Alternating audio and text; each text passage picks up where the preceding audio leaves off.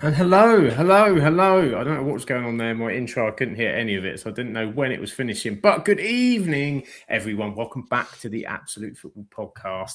Tonight we've got a huge European night. It is Newcastle United taking on Barcelona in the Champions League last 16. We're going to bring you a live watch along. How exciting. Going to be a massive atmosphere at St James's Park. And look, a massive atmosphere with the wonderful people we have with you tonight as well. So it's not just me, because that'd be really boring just listening to me talk. I've got the wonderful Grimmy and the wonderful Rebecca as well. How are you doing? I'm very well, sir. Looking forward to the games. Got some good games on tonight. Very interested to see how this goes with Newcastle and Barca. I think we could possibly have the best match to watch along that we've had so far, Sam. Not to hype it up too much. Do you reckon, dear? This is going to be. I think this could be. I think we could have goals today. I think so. He reckons goals. This is going to outdo the Leeds Sunderland game of last week, he thinks, which did take a while to pick up, it's fair to be said. I could be exciting. If it's anything like a Newcastle Barcelona game I remember when I was a kid, we could be in for something pretty spectacular. But talking of spectacular, it's been a long time since she's been with us on the pod, it feels, because Accrington Stanley play Tuesday every week. But this is the one Tuesday that we've managed to wrestle her away from the Stanley to come and see some Champions League, and she's on multi-view tonight. How are you doing, Rebecca? I'm very well, thank you. Yeah, it feels like I've not been on in ages. Just every Tuesday it's either been Everton or Accrington, and we've got Accrington again next week. But for this week, I'm watching every match going. We've got the Sky Sports News on, and we will have a Dundee mention midway through that I've already argued my way into getting in the group chat. So Rebecca has already negotiated for a half-time Scottish roundup during the Champions League, which is predominantly Dundee, I would imagine, but she might. Oh, it's only Dundee. There's no other mention of any of them. Unless it's a team that played Dundee, forget about it. It's a Dundee special at half-time. But also special people in the chat. Got wonderful Graham as well with us. Good evening to you, Graham. And good evening as well to Treaty. Lovely to have you with us in the chat. So we're currently just getting prepared for the kickoff at 8 o'clock, syncing up what we're doing. I think, Grimmy, you're on. You've got the game on as well. Rebecca's got multi-view on, so she's going to keep tabs on what's going on elsewhere. Yeah. So we'll start with this one with you, shall we, Grimmy? Where's it going? What's it going? Are we going to get a Newcastle classic European performance, or are we going to get Barcelona stepping up and doing the business? I think Barcelona are going to step up and do the business, but I do think we'll get a good performance out of Newcastle as well. I think the energy they brought into the last two games is kind of what I expect to see from them tonight. Obviously, we know the United result wasn't that great for us as United fans, but for them, it was a brilliant performance, especially going down to 10 men. I think they started well against City, and then the second half, City kind of took over. So, yeah, I expect energy from Newcastle, and I think they'll make it early doors uncomfortable for Barca. But I think Barca will come through in the end. So I'm thinking a 2-1 or a 3-1 to Barca is my prediction at the moment. 2-1 or 3-1 prediction to Barca. There we go. Rebecca, do you agree? Where are you falling on the scoreline tonight? Oh, I'm very much up for Barcelona, as I think we realised with who was on the thumbnail for tonight. So if you're new to the stream, Rebecca is an Everton fan. Not the greatest love for Anthony Gordon, it's fair to be said. So she's very much doing Ant proud, and she's supporting Barcelona tonight in memory of our wonderful Sunderland friend. Grimmy and I just want goals. We just want goals. Just want fun and excitement. That's what we're looking. Graham's already getting the digs in early to you, saying there's a Rebecca report because Rebecca was in Dundee seeing the poor side of the street. That was outrageous. The Dundee derby continues. It's on Sunday. Oh, yeah. Dundee derby on Sunday. Very excited. Are you going, or are you just watching it from afar?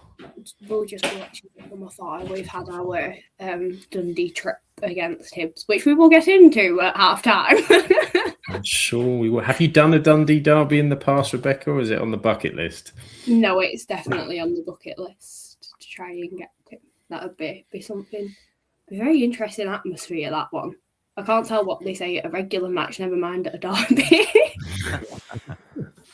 Could get a bit rowdy. Could get a bit rowdy up there, much like we saw at Celtic Rangers at the weekend. That was slightly rowdy. Hopefully, it won't go that far when they do meet up. But yeah, I'm trying to sync up with you, Grim. At the minute, I've got. Should we wait until the kickoff? Because currently they're doing. I was going to say the national anthems, but of course it's the Champions League anthem. Yeah, that's kind of the shaking hands at the minute. Teams are shaking hands, and then the teams are shaking hands. Shall I give the team news in the meantime? Let me find the team news before I just make it up.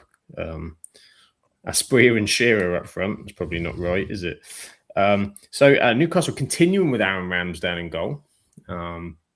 You've got Kieran Trippier, who's recovered. I think he had a slight knock at the weekend. He's back at right back. Malik Chow, Dan Burn, and Lewis Hall. And we have Jacob Ramsey sent off against Manchester United, of course. Sandro Tonali and Joe Linton. No Bruno Guimaraes, he's still out injured. Anthony Elanga, Harvey Barnes, and the man that scored that goal, Grimmy, William Sula. We'll start for Newcastle. For Barcelona, we have in goal Garcia, Cancelo is at right back, Martin, Kubasi, Arujo, Pedri, Bernal, Lamine Yamal, Fermin, Rafinha, and of course the ever young Lewandowski, Robert Lewandowski, with a certain Marcus Rashford on the bench, Grimmy, which we may well see at some point. Keep an eye out for that one. Keep an eye out. He did come. I remember he did score against them in the group stage game, so it could be important as the game goes on. It could be indeed. And a hello from Keep the Dream Alive. Hello to you. And keep the dream alive. I do enjoy that. We've got goals already going in. Of course, we have a podcast that covers all of English football as well as some of the European games as well. It's a bad start for Ben, and he's 1-0 down to KSI's new team, Dagenham and Redbridge. It's a bad start for Ben there. We've got Barnsley 0 Cardiff 1. It's Barnsley's Her Game 2 dedicated fixture as well this evening. So wonderful, but not a great start for Barnsley as Cardiff were trying to recover after their defeat to Lincoln at the weekend.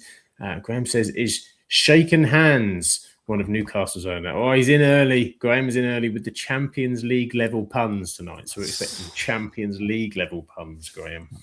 That's yes. that's yes, says Grimmy.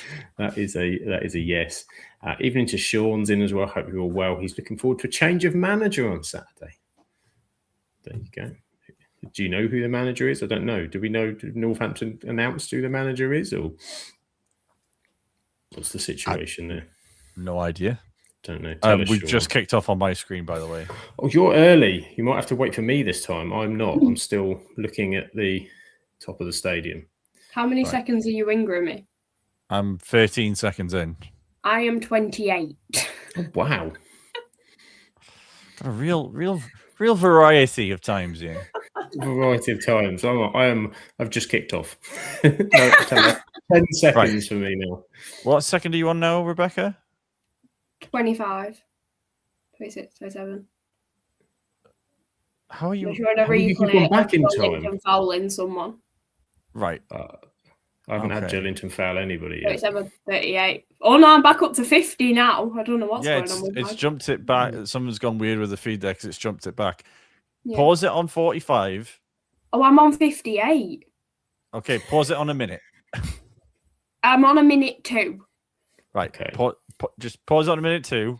Yeah. When Sam gets to minute 2, we'll pause. We'll unpause and go. It's going to be a little while because I'm just currently on the replay of the Joelinton foul now. That's fine. 36. We are. I think it's because it's a TNT game and it is having to compete with tablets upstairs. That's what's going on. I think bedtime watching plus streaming. 1 minute 2.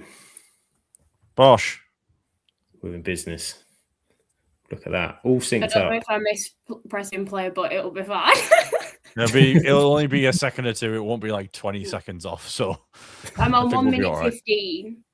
Yeah, I've literally just ticked to that as well. So yeah. There's a corner. We do find though that it tends to be either Grimmy and I, one of us goes forward in time and one goes back in time during the match. So I'm not sure how this occurs, but Sean confirms Colin Calderwood is in charge until the end of the season, as Kevin Nolan was sacked yesterday. Yeah, Colin Calderwood. There's a name. Was he Spurs? Colin Calderwood. I think he was Spurs. I couldn't tell you. He's in a sticker album somewhere in my loft. Why didn't the keeper catch that? I think I've jumped a few seconds ahead of you somehow already. I'll keep calm. So yeah, anybody in the chat, you just give us the time to watch what's going on, because we are probably about 30 seconds behind you all. He's not in yet, but I'm looking at you, Spenny Fan Chris, with your updates. Good little run. Oh, getting after them early. Newcastle are getting after them early. 2 corners up. 2 corners up. So elsewhere, what's the other games we've got in the Champions League, Rebecca? What's on the multi-view? Well, I've ended up with Newcastle. I was able to get into the Prime, the shared family one. We've got Atalanta and Bayern, which is currently 0-0. And Tottenham and Atletico, which is also 0-0.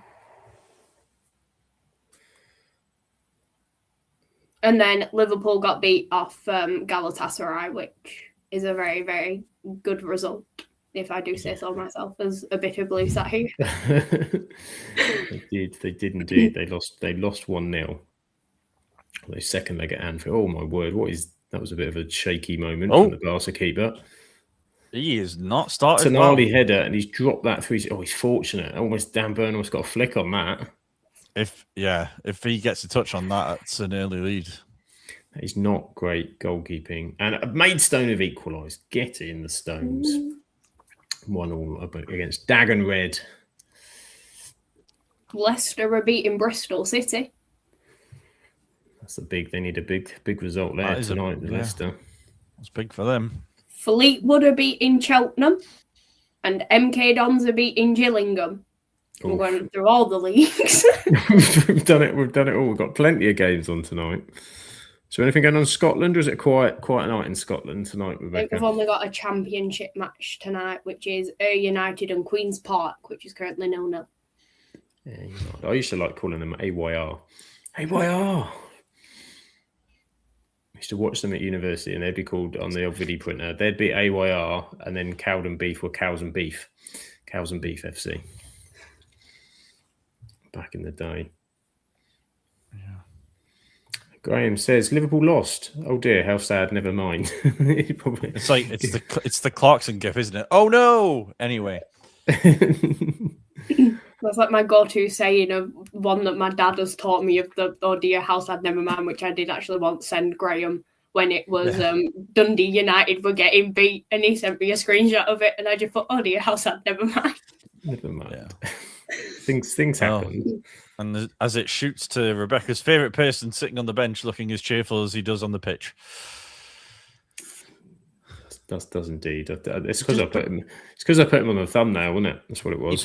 He frustrates me because he scored 4 goals against Karabakh and he still looked like he wanted to be anywhere else but on the pitch. He scored a goal against Liverpool and he still didn't celebrate it. And it's just like, cheer up, man. You're getting paid hundreds of thousands of pounds a week and you get to play football further in. Like, what's wrong with you? That's it. Maybe, he might be playing in a World Cup at the end of the season as well, you know? We'd be here all night if you set me off on everything about him. I've got a chance here, but I might be ahead of you, so I'll let it play. Corner, there we go. We're about on time, I think. Great little ball through. Yep. I love Lewis Hall. I think he's a great player. If we could sign a left back in the summer, it would be him. But there's no way we'll get him. He's got a lot of versatility, isn't he, as well? Like I do think, I think United are looking for a left back, but that's going to cost an awful lot of money, and whether they'll go. Wonderful Jen is in the chat. Hello, Jen. Hi, Jen. Okay today. Hello to you. Hello to you, and lots of love for Jen in the chat. Look at that. Hearts everywhere. There are hearts everywhere. It's like Scotland. All hearts are everywhere. And Ben has turned it round. It's 2-1 to Maidstone now against Dagon Red. Get in. And yes, Sean says one person who won't be going to World Cup is Kyle Walker. Yes. He's retired from international football today. What do you make of that, Grimmy? Is that a case of I don't think I'm going to be picked, so let's just get it over with now? Probably. Yeah, I mean, things can happen between now and the summer where injuries can happen. Obviously, within that final stretch of the season, strange things do happen.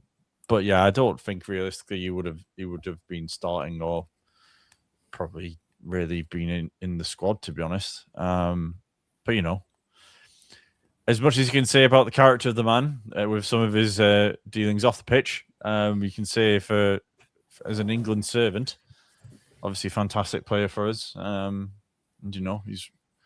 he goes off, was it 96, 97 caps? You don't get to that level of caps for your country unless you've been a top player. So yeah, fair play to him.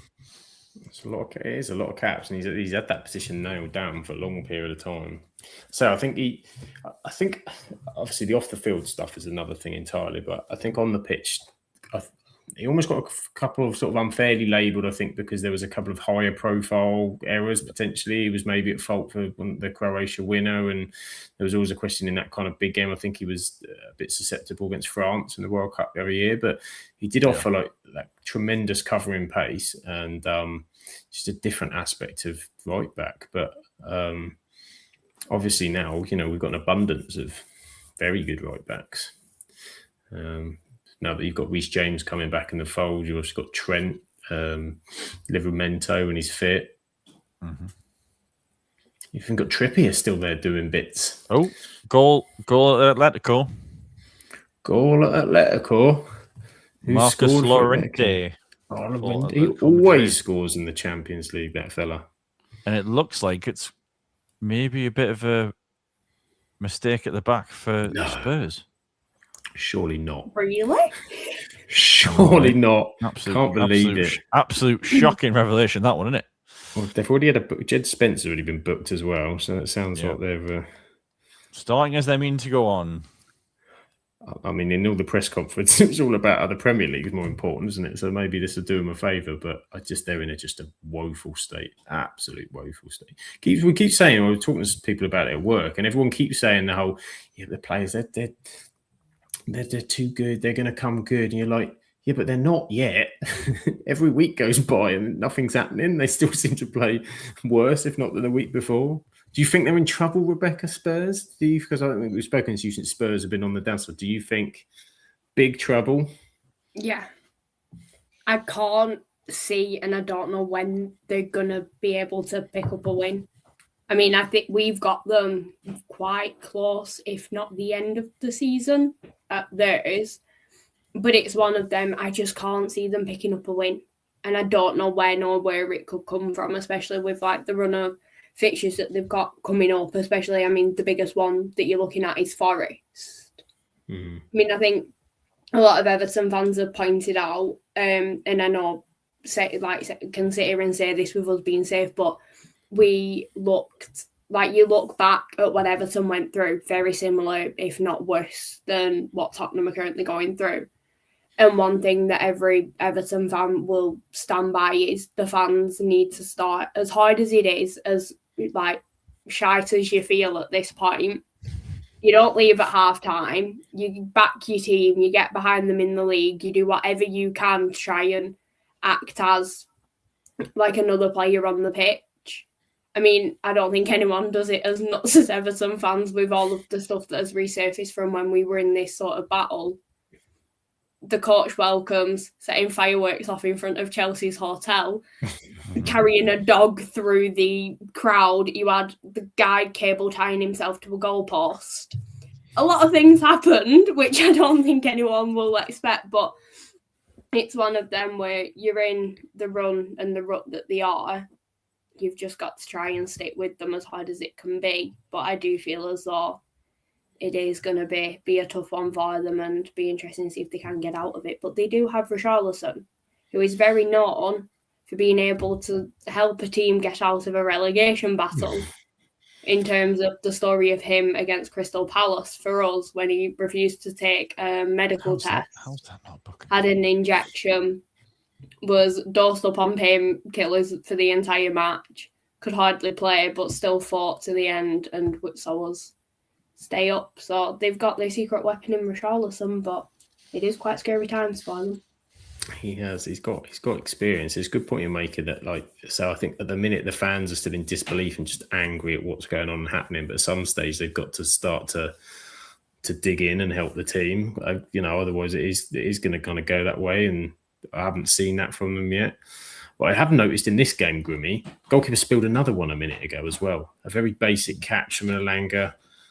Elanga sort of mishit cross here. That's 2 he's fumbled already. Looks a bit nervy. Very. He looks very nervous. Barca can't really seem to get going at the minute. It's kind of how I expected it based on the sort of early minutes against City and United. As Rafinha takes a pot shot, but yeah, I think they should have had a booking because Firmin, I think it was Firmin Lopez basically just hauls Lewis Hall down before he can get away, and no need to do it really. But I thought he got one, didn't he? Did he not get booked? I don't think so. Did he? I didn't see it. I might be wrong. No, it's saying Bayern has scored. I don't know if anyone announced it or if I'm late to the pie, but Bayern have scored. No, it should just come up on my screen. Bayern have scored. Graham says Eastleigh 1-0 up. We don't want none of that. Charles playing them this weekend, so this is not the time for their form to start appearing. Barcelona chance on the edge of the box, chips to the back post. They do when they whiz the ball around quickly, Barcelona. That's how I can see them hurting Newcastle tonight in that transition and just. Oh, yeah. I think that's the thing. I think Newcastle will start with the energy that they've started with, but then once Barca get settled in and start moving the ball around, Newcastle legs will start to go, especially when we get deep into that second half. And I think that's when you'll start to see some real chances. Harvey Barnes picks one up. Chance it. That's the wrong pass. Wrong pass. Is that another corner? Barcelona look like highlighters. They do. They do look like highlighters, yeah. They have. They've got a lovely orange number on. Lovely orange number on. We've got another podcast goal. Bristol Rovers are 1-0 up. Great news for Chloe. Up the gas, as Graham says. Harvey Barnes was breaking onto that. And they just over it the pass slightly.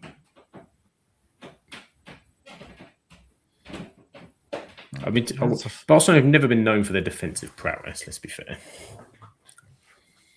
No. But that being said, I think the forward line of Newcastle is such that the pace it's got, I think it can cause it. I think it's going to cause Barca some problems, and it won't help the keeper spilling a couple of early shots or catches like he has. It's just bounced off of him, isn't it? A couple of times. He's just, as we said, looks a bit nervy. If I'm like Tonali or if I'm, Trippier or, Barnes or something. That is. If you get the space, that's a hell of a ball. What a ball! You get the space, just have a go. Run. No, they made a mess of it. That's such a pass on the half volley. He sort of outside of the boot at it. Beautiful, man. It's mad that Barca aren't going to re-sign him. He's still class, isn't he? It's like Toni Kroos retiring last year. Like, why did he retire? He didn't need to. He's still doing the biz. I'd have him at United next season. Big Robbie. I don't think he'd come to us, but Oh, through ball. Is he onside? There was a questionable. It's a good save. It's a good save. Keeper stepped up. That was a good save. I think he was just off. There was an offside flag for Harvey Barnes before, and he wasn't off. No, he's on. Hasn't quite happened for Elanga at Newcastle yet, has it? No. Wasn't the greatest finish, to be fair. It was way too close to the keeper. I think he's started to show signs of him being the Elanga that we obviously saw last season. I think he's been getting a bit more game time and a bit more consistency of being on the pitch, so that obviously helps. But yeah, it's just not. I mean, to be fair, there's not been many Newcastle players that have played consistently well over the season. Obviously, where they are in the league suggests that anyway. But it's maybe just taking him a little bit of time to get used to the system that they're playing. It's probably also come into a pretty disjointed forward line as well, hasn't it? Which has changed, and they've had to change around quite a lot as well. Obviously, not just with, say, Isak going, but Gordon's played in different positions across the front line as well. Barnes has come in or not. Voltemada when he's in, just different options. Yeah, it's 2-0 at that call now. 2-0. Griezmann still going. Antoine. Yeah, it looked like he was going to go to MLS, but he's stayed there now. I've seen all the reports that he was going to go to Orlando, and it doesn't look like he's going anywhere for the minute. Maybe he just went to Disney World or something. That was what they meant. So he's going to Orlando, and he's just taking the kids. I think what it might be is that I think Atletico think they've got a good chance of going far in the Champions League. I think if you're Griezmann, you probably stay for one last run, and then maybe in the summer after the World Cup. Yeah, he probably wants this kind of level of football for a World Cup, and he said, but they love him there as well. So he doesn't play all the time. Legend, the guy in office, he went out there and he watched an Atletico game. He said, and Griezmann came on, and he's a great player, experienced player to bring on for bits. Goal from the Championship: Swansea beating Portsmouth, an important game at the bottom of the Championship with Galbraith for the Swans. MK Dons have. I'm taking us completely down the leagues here, but MK Dons have scored a second against Gillingham, which puts them within 2 points of Bromley now. Oh, that's a foul from Lewis Hall. It's a foul. See, the ref looks like a highlighter as well. We've just got like two in It's attack. a packet. It's highlighters, and I bet as well you've got there'll be the medical team in the green potentially as well. Maybe there'll be. We'll have a full set. A full set of highlighters. Who would have thought that'd be on your Champions League bingo card? A full set of highlighters. Goals galore in Madrid. Oh, it's 3-0 now. Oh dear me. Yeah. Julian Alvarez, I believe. Oh no, keeper. Oh no, that's awful. Spurs player passes it back to the keeper. Keeper tries to kick it off, completely miscues the kick and just gives it straight to Alvarez. Oh, is it Vicario? No, it's the other keeper. Well, currently on by, I think it's Flash Score, whatever I'm looking at, he's currently achieving a 3.4 out of 10 rating for his performance so far. Yeah, I think that's generous. In all honesty, I think that is very generous. 3-0 down after 17 minutes. That's like... He's not going to make the end of the season, is he? I think Tudor's getting sacked tonight. I think they're going to do it. Vicario's coming on now. I saw someone mention and said something about, you know what'll happen is that Harry Redknapp will be having the greatest week at Cheltenham. No, they'll announce it after like the end of the final race on Friday. Yeah. Vicario's coming on. Is that how bad they could... They've took him off, yeah. Oh, that is bad. Almost an OG. God, Dan Burn. Oh! Almost an OG from Danny Byrne. Cross comes in on this side from Barcelona. He's just stuck a toe out and it's just stuck wide. I genuinely was think scrambling. relegated, you know. I mean, that's just no fight, is there? Like to go 3-0 down in a Champions League game away from home. The goals haven't been the greatest though. That just says it, doesn't it? How poor. Mistakes at the back line, just absolutely awful. Rule number one of an away Champions League, and particularly when it's the first leg, is don't give anything away. Is be resolute, be strong. If they score against you because they score a good goal, that's fine. But you don't give anything away. You keep it tight for that first 20. And so you can go behind and that happens. But to go 3-0 down to shocking goals.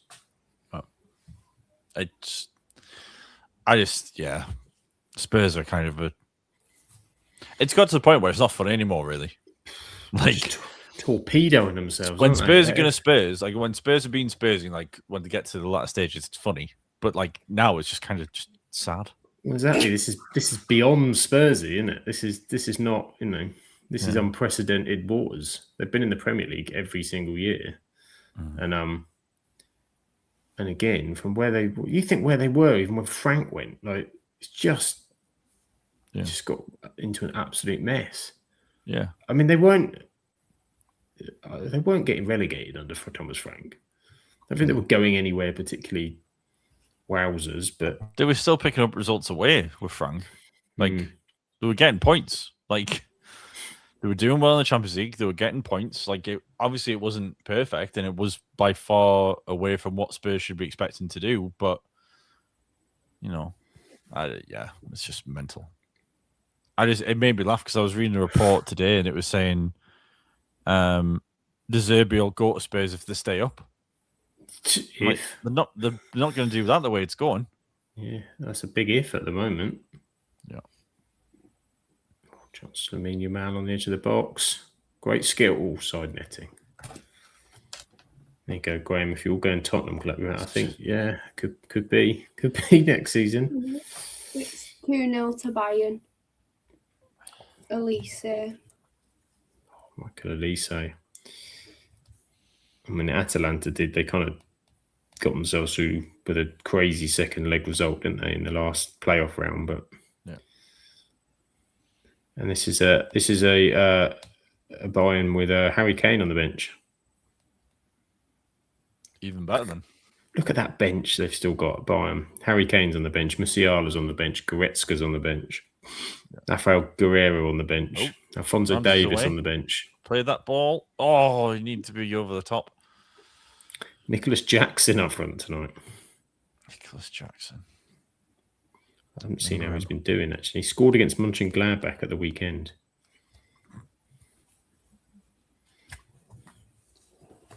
There you go. So early goals in the other Champions League games. Not yet here. We love a good 0-0 first half on a Tuesday night watch-along. I think it's every watch-along, isn't it? Every watch-along. The second half picks up. The first half's a bit... Yeah. It's... To be fair, though, I think once a goal kicks into this game, I think it'll open up a lot more. Whoever concedes it will obviously have to go for it a bit more. I think it's important for Newcastle to go at least to the new camp on equal level. I think they've got to be ahead. They've got to be ahead to get the new camp. I mean, this is a different Barca side, but they use that pitch so well. I've just seen one of the worst dives I think I've ever seen. It is a shock. And Newcastle's away form this season's not good. Have they actually got a free kick for that? Oh my god, that is terrible refereeing. Sorry. Welcome to European refereeing. I've just Alvarez tells us basically just put his foot down on the grass, and then the Atletico player is about that far away in terms of his foot from Tell's foot, and then Alvarez has gone up in the air as if he's been shot, and it's 4-0. No. I've just noticed one of my photos has fallen off my wall. I need to really dearie me. This may be the worst start to a Champions League knockout game I think I've ever seen. I mean, 4-0 down after 23 minutes. It's not really the blueprint, is it? No. On the brighter note, though, Kinski got his rating up to 4 before he got taken off. Who have Spurs got this weekend? Does it matter? No, but I'm just saying. Playing. Where they're playing. Oh, so Liverpool away at Anfield. So. Oh my.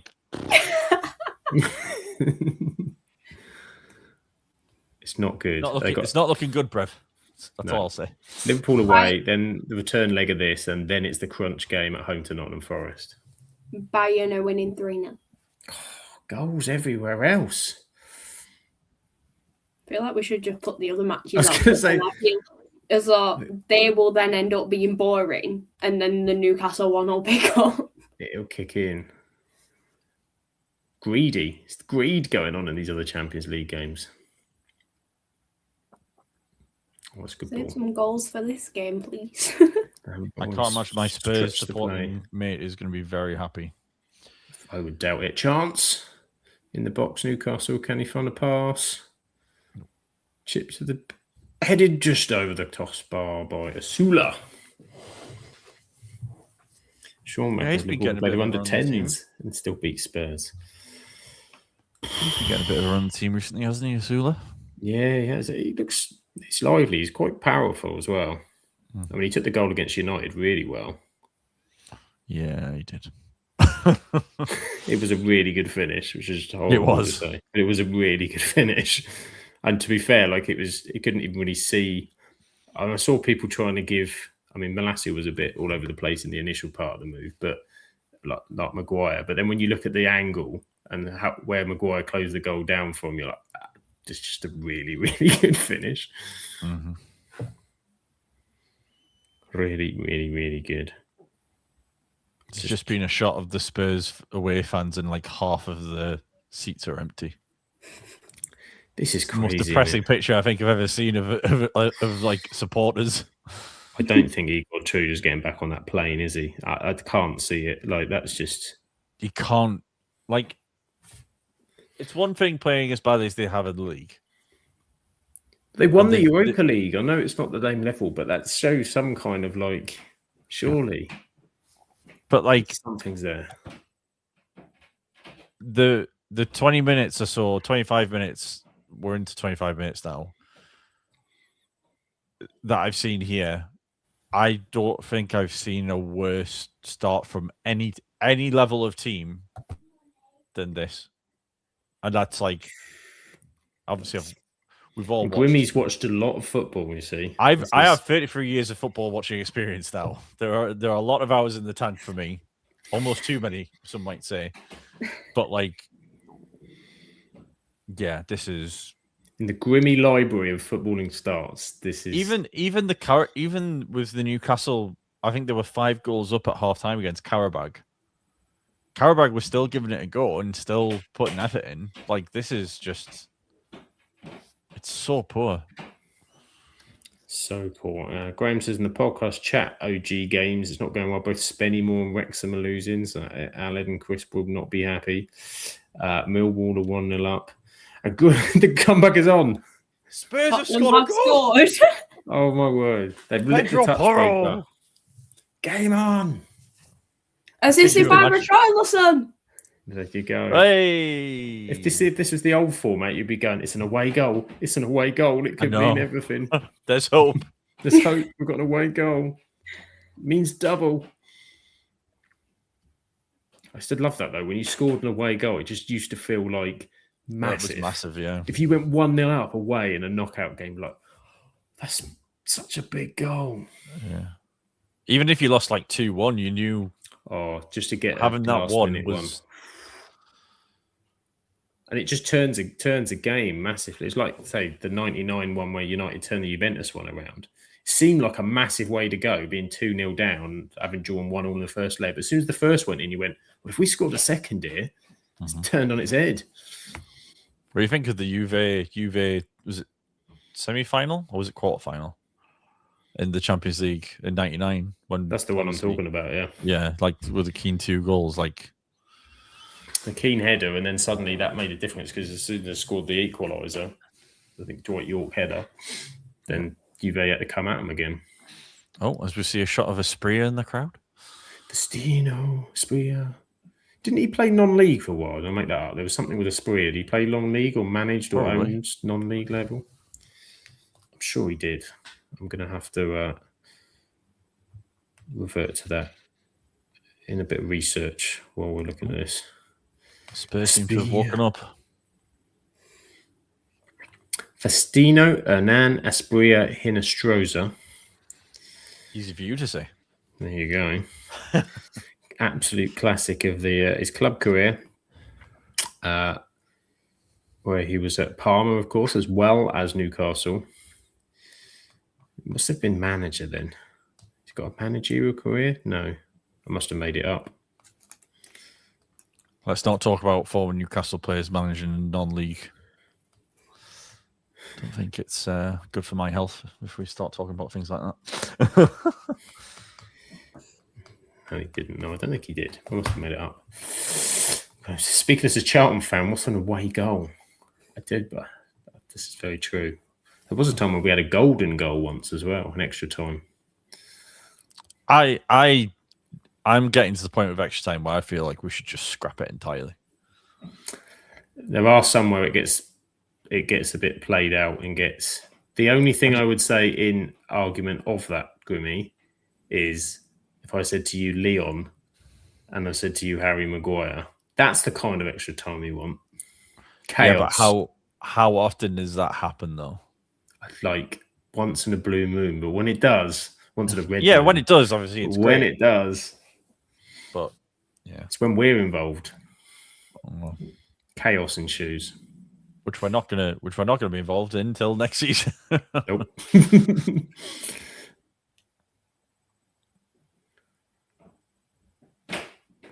Fair to Newcastle though. So far, they've been very much in it. I don't think they've been second best here. Lancashire on the ball. Oh, they're getting on the shoulder quite nicely, but can't do anything with it when they kind of get there. So they have to then stop, rebuild a bit. A shot from the edge of the box. Keeper's dealt with that pretty good. Hull City have missed a penalty. Shocking. Outrageous behaviour.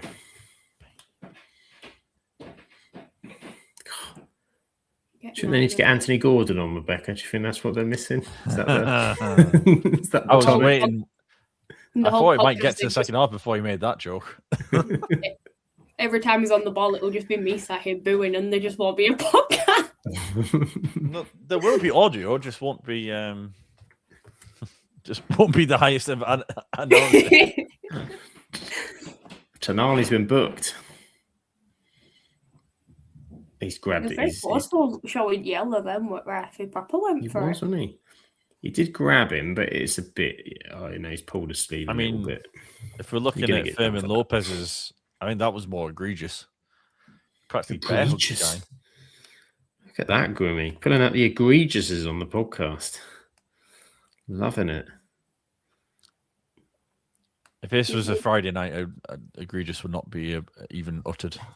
Egregious. If you were to talk unfair bookings in terms of the way that things are going at the minute, Accrington against Tranmere is one of the worst ones I have seen of a red card for something that wasn't even a red. Appealed it, lost the appeal, and he got a 3-match ban. Didn't even touch the man. He got the ball, and then the guy jumped over him, but then fell to the floor, and then don't get started on that one. I've set myself off now. Just don't appeal. That's the answer. Don't appeal. Whatever the result. So still no goals here. We've still got 4-1 Atletico over Tottenham. We've still got 3-0 Bayern Munich away at Atalanta.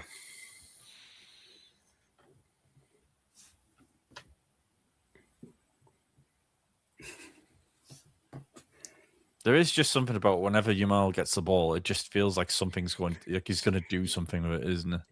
It's just electric, isn't it? It's just his stats are pretty good this season. I'll be honest, I haven't watched much La Liga, if anything. Particularly since we're not covering the Europe ones as much. I've not really seen much of what's been going on at all. But his stats, I'm pretty sure when I had a look, were actually pretty impressive. Yeah.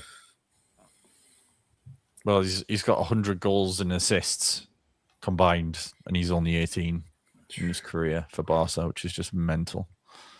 He's just got that, but the only way I can describe it is that it's like relaxed electric style. Like everything he does has got like it's at the tip of his feet, but it's just in an effortless way. All break here. Barcelona coming at them down the left-hand side. Block. No, nothing. Nothing has happened there. Oh, what's happened there? Oh, Trippier's. I think Trippier might have pulled something there. Like, got away with one there. Hold on, I'm not sure if it's his. I'm not sure if it's his other region, Grimmy. That might be a different issue. It's hard to tell. Or is it groin? Oh, he slipped. Oh. Yeah. Oh, he slipped. His leg's gone backwards, and it could well be groin. That's what I thought initially. It was a groin pull or something like that. I thought he just fell over originally. I mean, there's every chance he probably has. He probably has just fallen over, and he's just making the most of it. But to save face a bit, but still good save from Ramsdale. Yeah, it was a good save. It was all right. It was all right. It's all right. It was okay. It was better than a 3.5 Kinski performance over in Madrid, that's for sure. Sometimes, is that Tino Livramento I saw there? Sometimes Tino Livramento looks like a thinner-faced, younger Harry Maguire. Or a younger brother. Younger, it could be. Younger brother. Barry Maguire. Not sure how many younger brothers are called Barry, unless it's the Chuckle brothers. Yeah, he does actually. Isn't he? That's an uncanny comparison that I didn't think would be as good as it was. I think, yeah, you thought it was going to be horrendous. And then when you see I thought the angle, that camera cut to him was going to be like, what on earth are you talking about, Sam? But I've looked at him and gone, no, he's right. He's got that spot on. Fair play. Spot on. Barry Maguire himself. Oh, man. Oh, Could they be Stoke playing won, alongside Ipswich each other at the 0. World Cup? It could be. It's a bad goal for Ipswich, that is. Tractable is wobbling, yeah. Coventry, are Middlesbrough in action as well? No, I think they played on Sunday, didn't tomorrow. they? So they'll not be playing today. They'll be tomorrow, I think. They'll be tomorrow. And Coventry are tomorrow as well. Trippier's back on. Try and bun it off. Must be all right.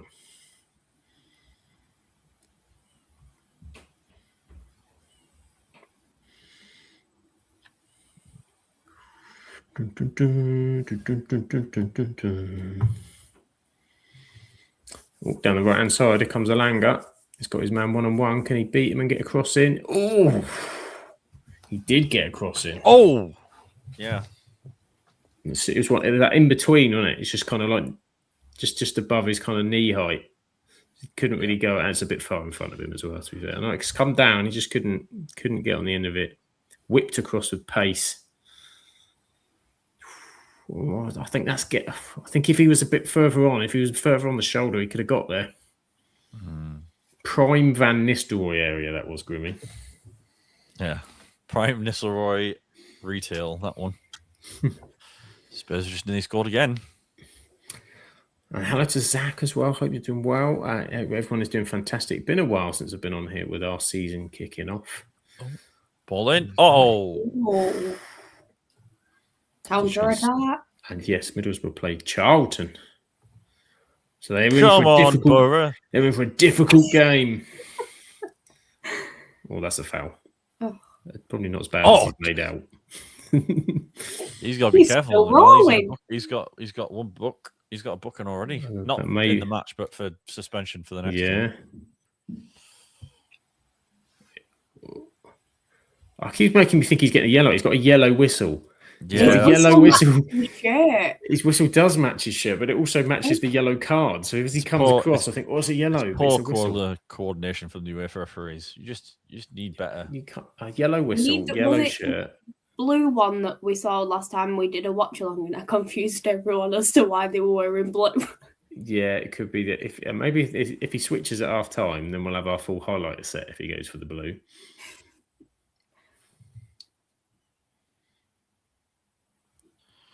It's double duty for Charlton tomorrow. Graham says their men are at Middlesbrough tomorrow and our women are at home to Portsmouth. Double duty. You know where I saw a yellow card where I didn't expect to see a yellow card? At the All England card shop finals. Oh, do they have yellow cards there? They do, for like time wasting and not following instruction from the umpire. Oh. Did you see that match in Brazil where he's given like 23 straight reds? Yeah.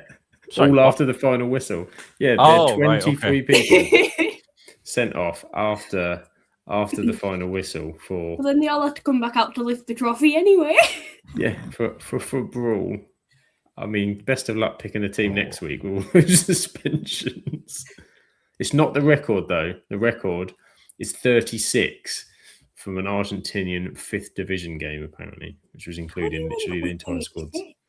I guess it's, I suppose, 18s. They have more subs over there, I suppose. Must have been 18 from each side. I mean, that's impressive that everybody was involved. Normally there's at least one trying to but if they've all gone, It's like in ice hockey when there's a bench clearance for a fight, and then there's only like 2 that are just left on.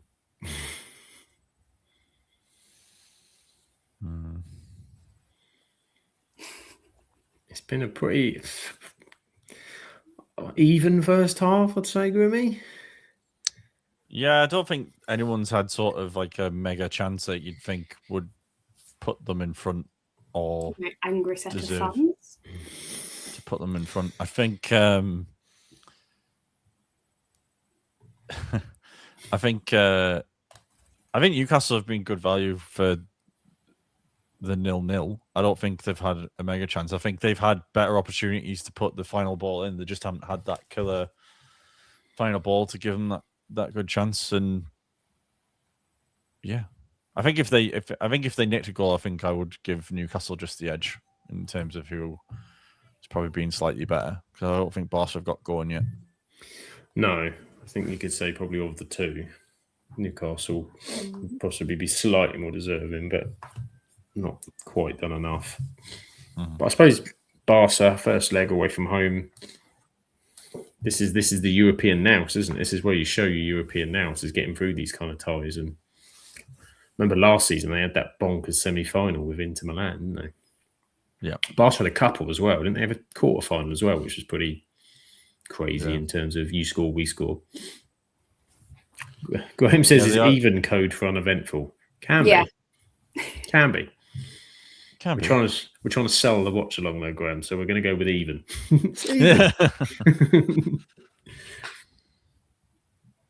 You'll probably hear that word quite a lot during the World Cup. It's a very even game here between Jordan and Qatar. Yeah, it's a classic. I'd say I should stick the ticker on. So we hope you're enjoying the show. And please do like and subscribe. Like and subscribe. Hit the little likey button. It's very much appreciated when you do. It makes everybody really happy on the podcast. Everyone smiles wherever they are in the UK when that like button's it's official. It's an official thing. And as Josh says, when you subscribe, an angel gets its wings, Grimmy. There you go. I've just had a message from my Spurs friend. He said, "I'm not even watching it, mate. So don't worry about it." It's just giving up. Tells you all you need to know. Tells you everything. Put the ball through. Put the ball through. He's gone down. Nah, that's never gonna get given. Although you have seen less given, so you never know. It's at the box, corner ball. Corner ball in. Can they nick one just before half time? I'm going to put this. Get this? I'm going to put this banner up as well. No, it's got nothing to do that. with the show. It just made me laugh. These are Claire's views and Claire's views only. Just in case it's ever needed. We need one for Rebecca's Scottish Roundup. Just that. We do. I need to find the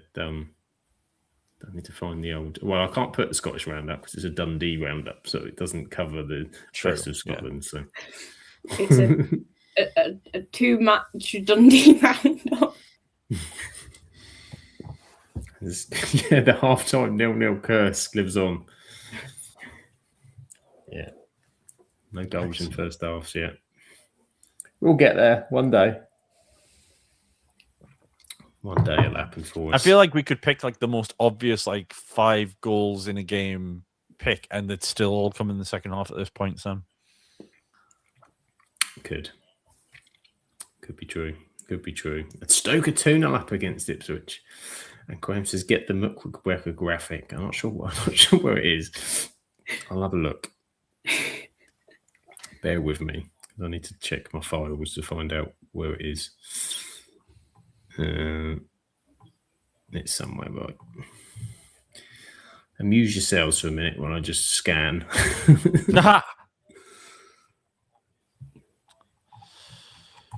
So who've Everton got this weekend, Rebecca? Arsenal. Oh, come on. Just do the country a favour. We will try. Make it interesting. We as well. For some reason, we just are incredible away and not very good at home. Which is a shame, really, considering it's a brand new stadium. Yeah, but we got our win on Tuesday. Sorry, Dan, but we got our win. It feels like ages ago now. Yeah. We didn't play at weekend because we were out of the cup, so we got a weekend off. Yeah, and then Sunderland got knocked out by Portville, didn't they? So Did, didn't they? We were even more listening annoying to Ant. They had a chance, didn't they? They had a chance. Was it a penalty shootout for Everton against Sunderland? Yes, it was, and I do not want to talk about them penalties. Sorry. Can't even get my words out. It's one of them. Me and my dad always say this.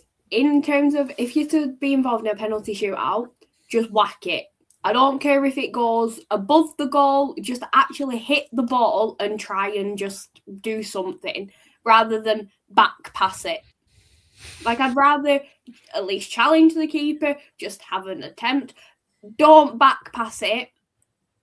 And it's just frustrating. Like the West Ham one last night, in the West Ham and Brentford one, when there was a penalty. Yeah, that was a shocker. That was it's a like, shocker. Just hit it. Just hit it. And that's all I want.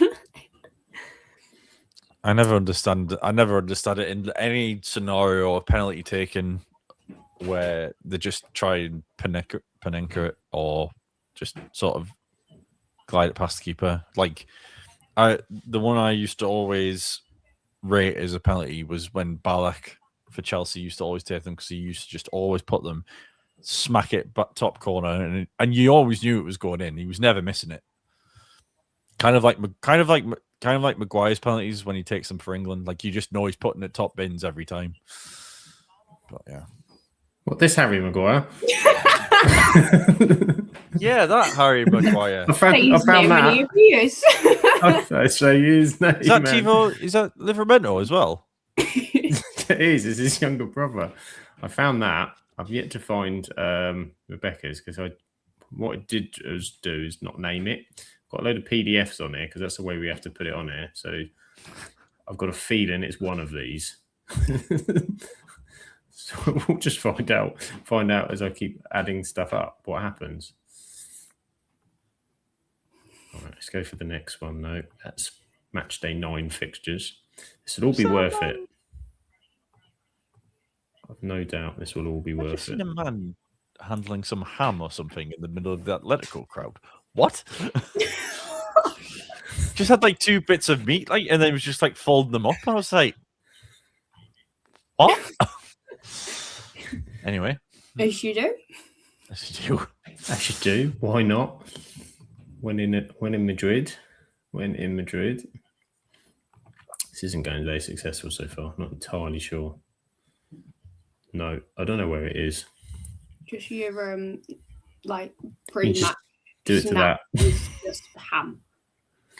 It's like when we went to Canada and watching ice hockey, there were people eating like nuts that you have to crack and then like you get the nut out of like the middle and eat it that way.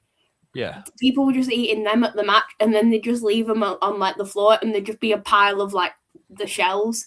And I still find that peculiar as just a like in match snack. But I think Hammers just topped it. Yeah. It always makes me laugh when I see the Footy Scran Twitter page and you see what like different clubs put out for the food and you see some of the good stuff and you think, oh, it'd be terrific if we had some of that. And then you see some of the truly horrific ones and you think, whack. I know back a couple of years ago, Blythe Spartans had one and it was supposed to be a hot dog. I think it was like a burger bun with like the thinnest layer of tomato sauce on it and then like the pinkish sausage cut in half in the middle, and it was just the most tragic thing I think I've ever seen.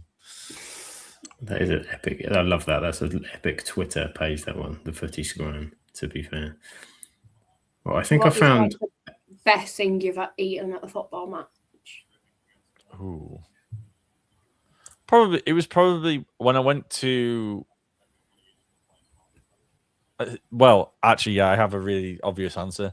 So last year I went to an MLS game between Atlanta and Dallas, and the person I went with had corporate seats from his job, but we also got access to the pre-match buffet. And when it's not like a buffet like we have where it's kind of an assortment of like little bits that you just all smash in a plate. It was like you had a Chinese option, you had your Italian option, you had your American, you had your burgers, you had basically you could have everything you could possibly want. And I went to town that day. I'm not gonna lie, there was about 3 or 4 plates of food I had. That was probably not a wise idea going into watch a 90-minute match, and then have a 2-hour drive back home. But hey, you live and learn. So that's my get out of jail answer, I think. Mine would be the toffee donut at Everton. Although it does stain you blue, so you need to take like baby wipes with you so you can wipe your face. Cleanup is required after something like that. Otherwise, you do end up staying blue. Yeah, which isn't too bad. But I always struggle with toffee apples. I just it gets everywhere. Oh, I can't eat anything toffee. To be fair, I can't bite an apple. You can't bite an apple. I have to cut because of like my overbite. I can't actually bite, so I have to cut my apple. Oh, right, okay. Like a child. Fair. So I have some good news. I found one, except it's not the official one, but I'm sure Rebecca won't mind because it's the closest that I could find when it comes up. With the back to front flying airplane. Yes, that's what we're looking for. It's just taking some time to load up. For some reason. The good old days of when we beat Celtic 2-0. This is it. So Dundee haven't beaten Celtic 2-0, but this is Rebecca's Dundee Scottish Premier League roundup. Yes, which covers the last 2 matches. So the first one that I have to talk about because I was there to watch it is Dundee and Hibs, which was one of the best matches I have seen in a very long time. Heading into it, Hibs were the high-flying team, Dundee struggling with Fulham. But anything can happen in the Scottish Prem, as we have seen by the result that is shown on screen. Hibs did take the lead, unfortunately. It was just it weren't great, but Simon Murray then did step up, equalising in the 15th minute. There was a VAR check for him being offside. He was not offside, so 1-1. Then heading into half time, 1-1. A few chances for Hibs. Quite a few decent chances for Dundee. Could well have taken the lead 2-3-1. Please don't full screen me. So heading into half time, then in the 72nd minute, Luke Graham, centre back, steps up 2-1 to Dundee. Takes the shot well. It was a very nice goal. But then Dundee did what Dundee do best and conceded 2 within 5 minutes of each other. So Souttar scored in the 84th minute and then McGrath in the 89th. So you're thinking, oh, for God's sake, here we go. We were 3-2 down, heading into the final minutes. 95th minute, Cam Congreve. Absolute. Oh, it was an incredible goal. Last kick of the match, equalised for Dundee. So it was 3-3. And yes, it was a very entertaining one. Very stressful. But it was a very entertaining one. And it was just nice to be able to go back up, see a few of the lads and just enjoy a Dundee match and an entertaining one at that. And then Saturday.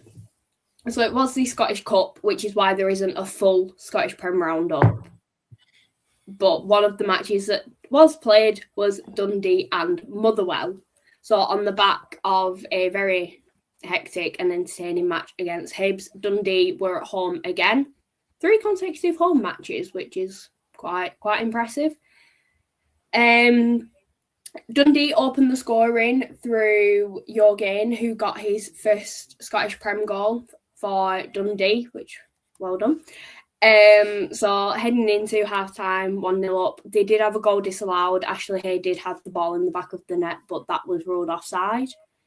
Motherwell did equalise in the 74th minute with a goal from Slattery, which was actually voted goal of the weekend on the Scottish Prem Twitter account. Nice free kick. He does well with it. One standout player in that match was Dundee's goalkeeper, John McCracken. Absolutely incredible match for him. And then Dundee did make a substitute, bringing on Finlay Robertson, who is a very well-known name amongst people that know me. He then secured his second ever Scottish Prem goal in the 84th minute, securing a 2-1 win for Dundee, which was a very well-deserved win, very well worked. That did also mean that it ended Motherwell's 8-match unbeaten streak, so they could have gone 9 unbeaten if they were to beat Dundee, but they didn't, thanks to Finlay Robertson.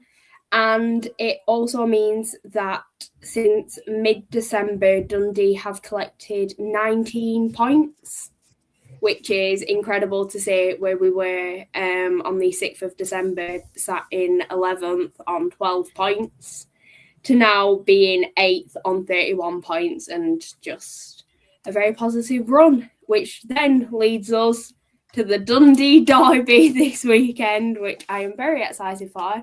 Bit nervous. We are at home for this one, so it's going to be a very exciting match. We've got quite a few players returning from injuries now, in terms of we have Joe Wesley back, Ash Hay as well. So it's a very exciting time, and I am very, very happy with how Dundee are playing at the minute, and hopefully it can continue on to Sunday. There you go, Dundee. Exciting times, and we have our Dundee roundup from Rebecca. There we go. Covered it all. What an exciting time! What an exciting time to be a Dundee fan. Some great results. Who did you play in that second game, Rebecca? Who was it? The second one was Motherwell. She's very well. Thanks for asking. Thank you. No, you. Might leave.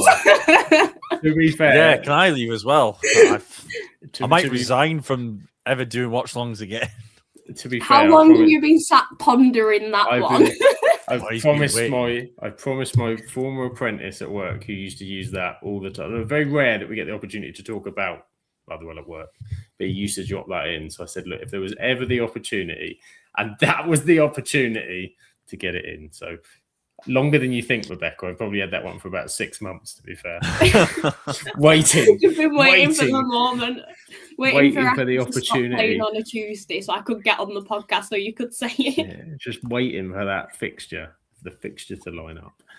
And yes, Celtic Rangers Cup was fantastic, by the way. It was very noteworthy. Yeah, finished 0-0 and then went to penalties. And of all people to miss a penalty, I wouldn't have had Tavernier as one of them. No. So it was very, very... It was good. I think that's the only thing you can say about it, because I don't really want to say what happened after. So we'll move on from that one. It was good. Just as Sheffield Wednesday winning a football match. Go on the Wednesday. The news about them for next season. They're getting another points deduction, aren't they? It's like 15 points. Oh, just what's that? Do you know what I mean? I get it, the rules, but there's just a certain point. It's like, just let them be, leave them alone. It's not. As the fans get, so they've got to start another season where they're like, well, that's what's the Simpsons? What's the Simpsons meme? Stop! He's already dead. He's already dead. Oh dear. Right, we're almost ready for the second half. Yeah. As I see a Domino's advert for cream egg cookies, which is not what you want to see in the middle of a watch along when you're already starving. Yeah. Got my eyes on a hot cross bun after this, I think. Oh, cheeky hot cross bun. I'm going to toast it, Grimmy. I'm going to toast it. You're going to cross it off your list? Boom, boom. I am indeed. Indeed, that is. Rebecca is so hating life right now. She doesn't. She loves coming to see us on a Tuesday for just our old man puns. That's what she's here for. Every time she sees the list and she sees, oh, it's Sam and Grimmy. Oh no, Oh, no! How many nonsense am I going to have to deal with? You should see her in the group chat, and she's like to Heather and Anne, "Please help me." Nah, it's quite fun. Although some of them, it's like my dad says them as well, so it's like I hear them on the podcast and then in my house. There you go. Your dad is a man of excellent taste, you see. That level of comedy. It shall never be said that he's not. And Graham loves to jump in as well. He says, "You eye roll at my puns." Because yours are terrible. I thought you were his protege, weren't you? He was pun protege. Apparently, I don't know when I got that given to me, but apparently I am. And Graham was trying to take you under his wing. How's the shoulder, Grimmy? Still twinging. Twinging. Yeah, it was worth it though. We won the match, so always worthwhile. As they shoot to Marcus Rashford warming up. They do. And, oh my God, Gordon's smiling on the bench. He's having a right giggle. He's having a right giggle. He's got teeth. You can see his teeth. He's got Lord. Teeth. He's got teeth. He's got his own teeth. I didn't even know that was possible.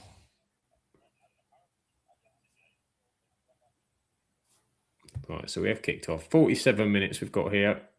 I've just rolled on to 47. And Newcastle are going to have to go for this a little bit, I think. Not yet.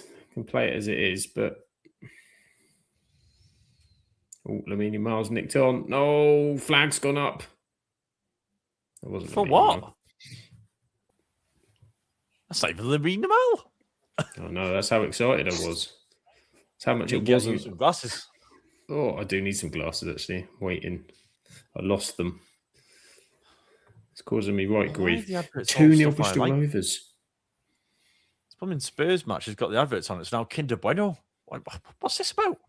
It's because maybe it's one of those where they direct it for you. It's a direct probably. Of your. It's got access to your shopping list, and just to be fair, my shopping list usually is filled with chocolate and sweets. To be fair, chalky and sweets. If Barrow would like to continue this run of form, that would be very much appreciated, as long as it lasts as well as Saturday, because that's who Accrington have. Barrow, they're struggling a little bit. Did they win at the weekend? Did I see they won at the weekend? Or they were winning at the weekend? I think they were winning. All I know is we drew 1-1 with Cambridge and had 2 players subbed through injury. It's not ideal.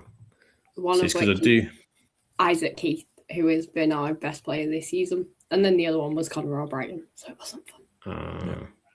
But to get a point against Cambridge weren't bad. Oh, referee! He shoved him over. Shove. Over. It's because usually on a Saturday I can watch and I'll be there with the kind of like video print of final score or something, because there wasn't much in terms of Premier League and Championship. I had to take the little one to the park instead. So I saw the Barrow score, but I didn't see the result. So I was like, I'll wait until the EFL show on Thursday where they can tell me what the final scores were, rather than spoil myself. Free kick here on the right. Dan Byrne's up there, Grimmy. Loves a big goal as Danny Byrne. He's a giant. He is a giant. Trippier is on the free kick. Wide right. Oh, how did we miss the pun on him when he fell over? Tripped over himself.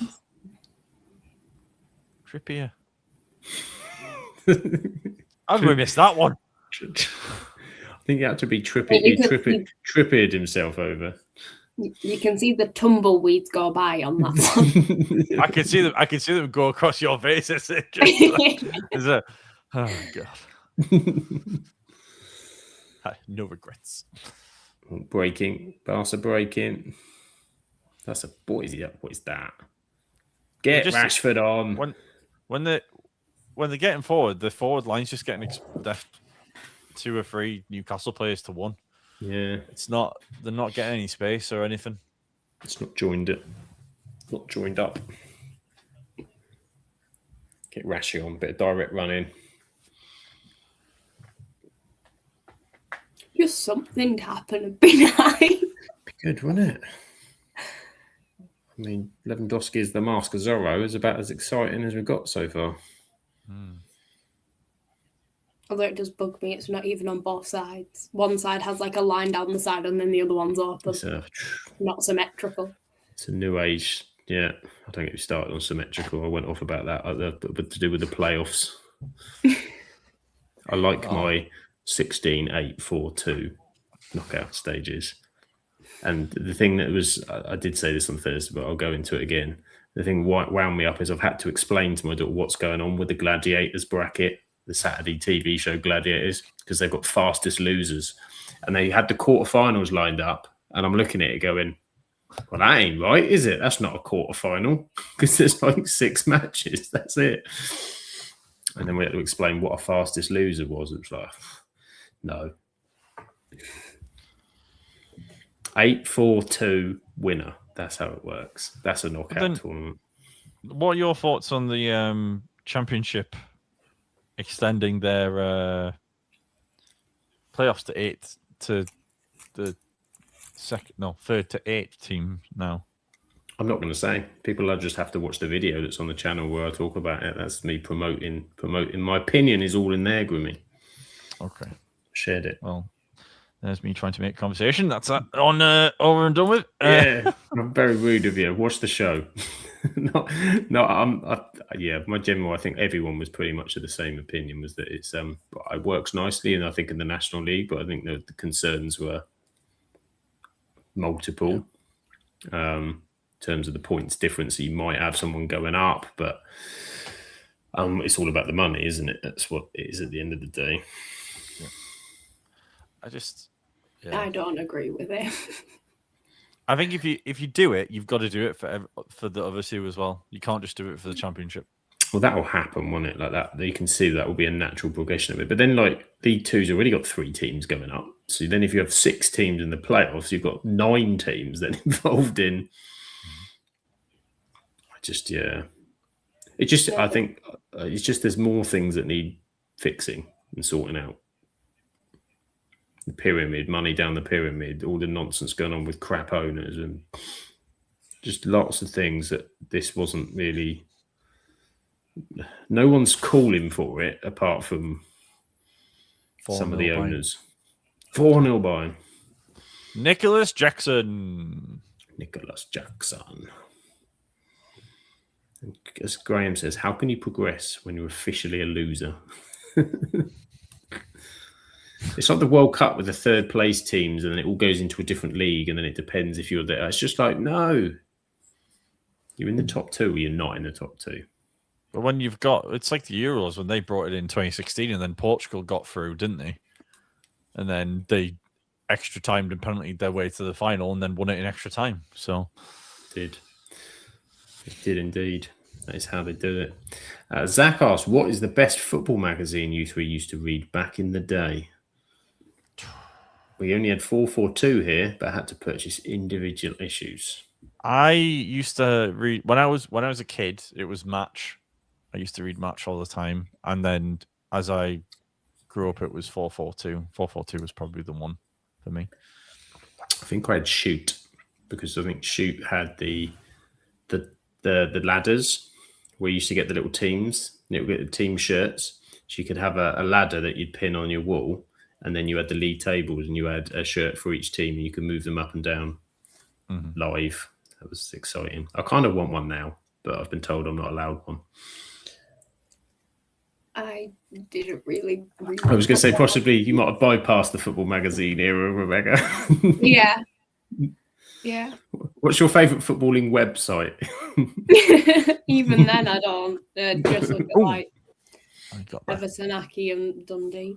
I mean, like, for me, growing up in terms of like football and stuff, the only thing I really ever did was like match attacks. chance for Sula, but he got run wide a little bit.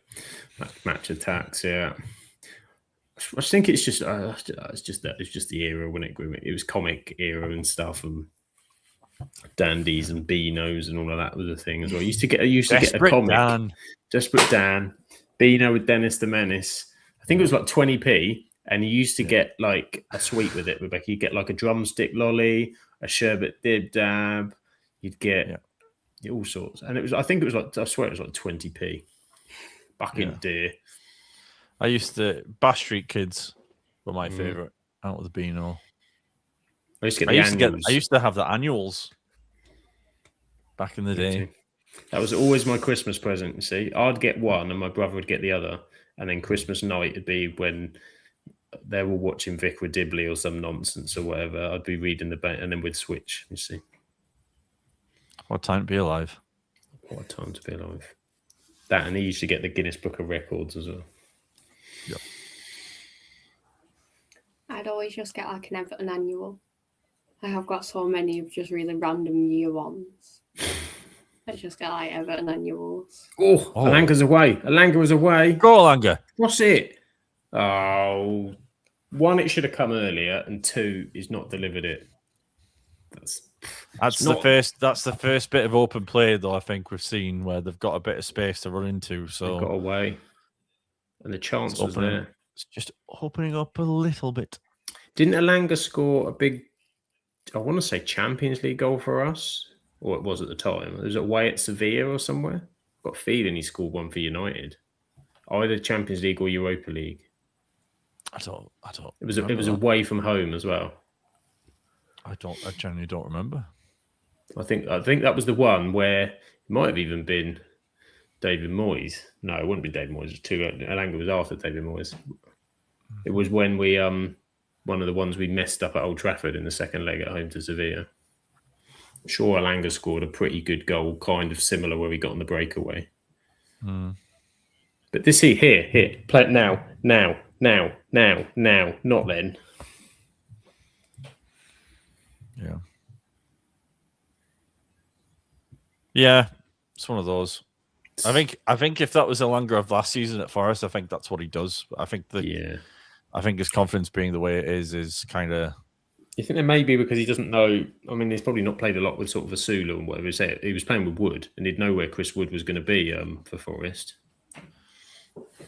Oh, shot on target there from Bonds. Yeah, maybe. I think you can make that argument. I also think that it's like I said before. He's not had a lot of game time, has he? He's been in and out of the team. Other players who shall remain nameless have obviously been picked above him. So yeah. It's just I think he's just getting back into the rhythm, and he's definitely looked more like the Alanga in recent matches that we've seen. Chance Alanga's away again now. Nobody in them. It's tough. There's no one in the middle. They are getting a bit of joy here. They're nicking the ball off Barca high, just as Barca come on a counter attack, and they've got a 4-on-4 it. It's gone wide left. I was just waiting for Joe Linton to absolutely smash into that guy. yeah. I thought that was going to happen. No, and it has broken down. That's Graham's birthday's on the horizon. It's a big one for Graham as well. Oh, is 21. It? 21. Wow. Oh, look at that. Oggy Pasty party. Pasties on tour. Go on the Pasties. They've really started climbing the league now, haven't they, Plymouth? Clicking, yeah. I mean, disappointing because they had Tolage out as well. But I bet who scored, Graham? Is it Pepple? Bim Pepple.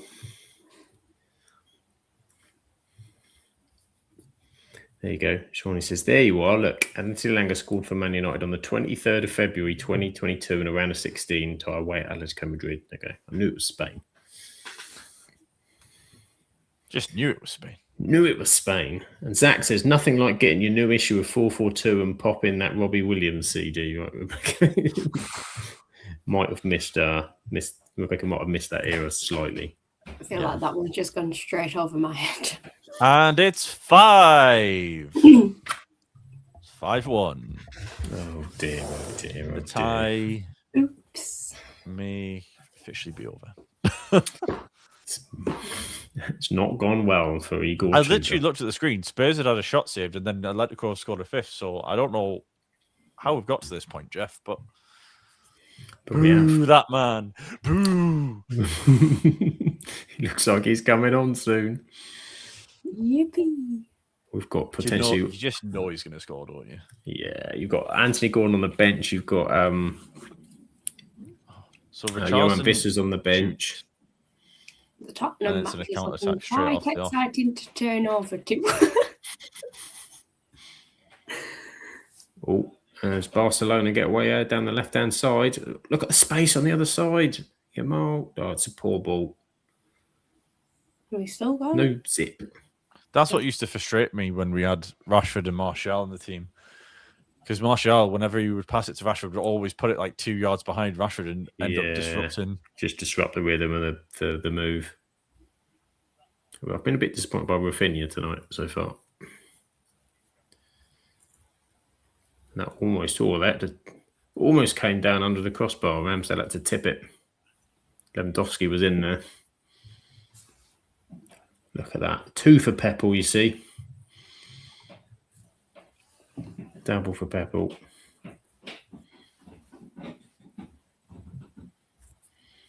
Corner for Newcastle. Big Dan Burn in the 6-yard box. Head up. Okay. No, wide from Barcelona. There's got to be a goal here, surely. We must have deserved one. Have you ever done a watch on where it's been 0-0? No, only at half times. Leeds Sunderland got close, it seemed, at one point last week. I thought we were heading for that with that one, but we got apparently right at the end. The first one we did was a pretty bland first half between Bournemouth and Fulham. But the second half was pretty good. And we had West Ham Forest. West Ham Forest again, bit of a bland first half. But then the second half, they went for it and it was a bit better. And we had Man United, West Ham, similar. We scored last second, didn't we? Yeah. Cesco Express. I think that's it. And then we also did what's the other Champions League one we did? Inter Milan. Oh, no, there was goals in that one early. Arsenal Inter was probably the best of as in overall 90 minutes, I would say. Yeah. Because Inter was going for it and Arsenal were on the counter trying to pick them off, which they ended up doing. Zach says, which player will Spurs make the most money with after selling if they get relegated? I mean, Maddison will still go for a bit because he's been injured all season, so he's kind of not responsible for this, is he? I mean, we'll take Richarlison back. I could see it. Van der Ven. I think you can do better than Richarlison. Dominic Calvert-Lewin, DCL, the return of. Oh wow, that was an instant nope. Rejected. Been there, done that with me. Surely you should think that with Richarlison because he didn't exactly do that much, did he? Richarlison helped to save us. I mean, so did Calvert-Lewin, but I think everyone would want Richie home. It's a different thing with Richie. Fair. I mean, I think they're all up for this whole. I mean, first of all, they've all got 50% drops in their contract, which none of them will be up for, and a lot of them will be. You can see by the kind of attitude and the way they're in the problem that they are, they think they're above where they're at. So there's no way that they're going to be prepared to sit and grind in the Championship. And some will, but you're going to lose if they go down most of that squad. But the whole, people like Romero's not going to stay, is he? I don't think he's going to stay anyway because it's just not going very well. Van der Ven will go. Pedro Porro, someone will pick him up. The problem you have on both sides of the equation is for Richarlison's just been booked. Speaking of the devil, but the problem on both sides of it is that Spurs won't be able to get anywhere near the amount of money that they should get for those players if they get relegated. Mm-hmm. But also the players themselves won't get some. The odd few will. So the likes of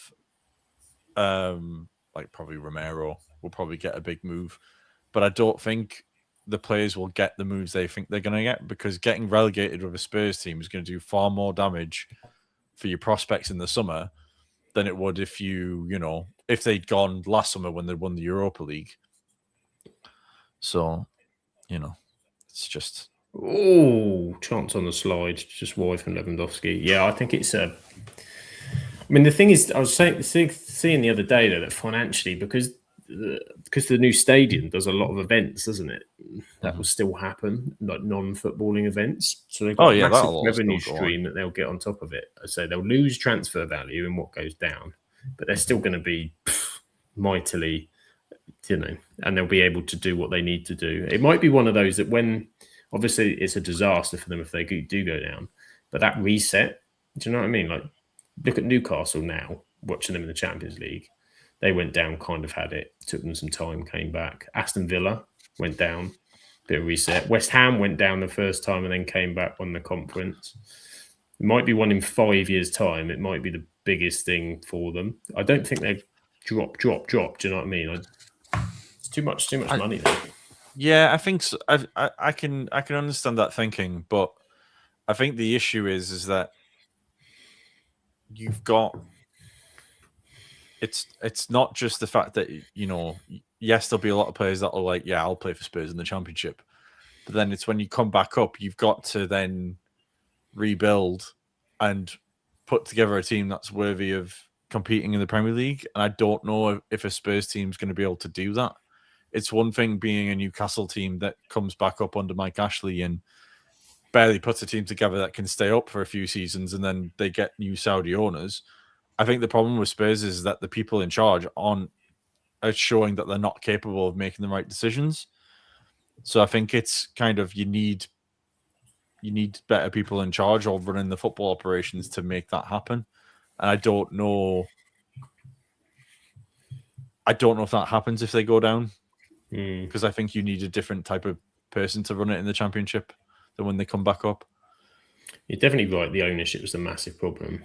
And maybe some things with that will have there'll have to be some big... If we get to the summer and they've gone down, there'll have to be some big questions asked, top to bottom. And it's going to be fascinating, because there's never been a club that size go down in the English league in my lifetime. There's never been a club like that go down. I know we've seen Villa and Newcastle go down, but I think Spurs, in terms of relevancy, I think obviously they've been in Europe. They've had 6 seasons ago. Well, was it 6-7 seasons ago they're in the Champions League final? Like, there's never really been a club like that go down before. And I just think that, yeah, I just think it's a totally different ball game to say, if Everton had gone down, Everton had sort of been... Obviously, thankfully, they didn't before Rebecca jumped. I was going to say, where are we going with this one? But like, if Everton had gone down, it's kind of like you'd seen the writing on the wall with that for a little while with the decline of them. But Spurs have really been this bad the past 18 months. It's not really been something we've been used to with them. So, and I just don't know how Spurs kind of get the players in. Jesus, it's 6-0 Bayern.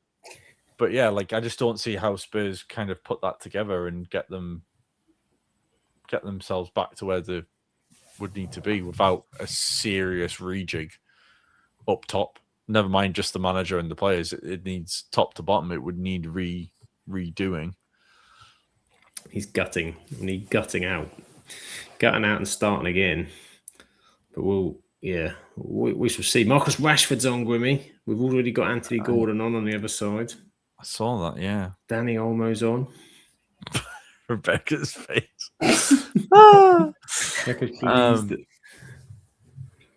But in all seriousness, though, with Spurs, I think if I was the owner and I was going to bring someone in the summer to sort of oversee the football and things, I'd get Dan Ashworth in. I'd get him in and just say, you've got total carte blanche with it, and just start again. If we bring in a load of youngsters and we have a De Zerbi come in, I think that's the way I would go if they stay up. even if they go down, I'd probably try and get Ashworth in because I think he'd probably be able to manage it from the football side of things to get them back up straight away and rebuild again. I think it's going to be so interesting if they do, because there's no way in hell they've got any plan for this.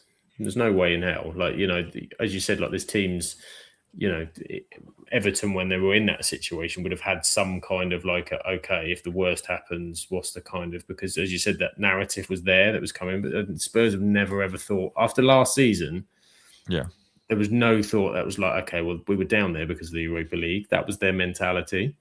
And there would have just been no thought that this would be anything like it. So they're having to decide things probably on the fly a little bit.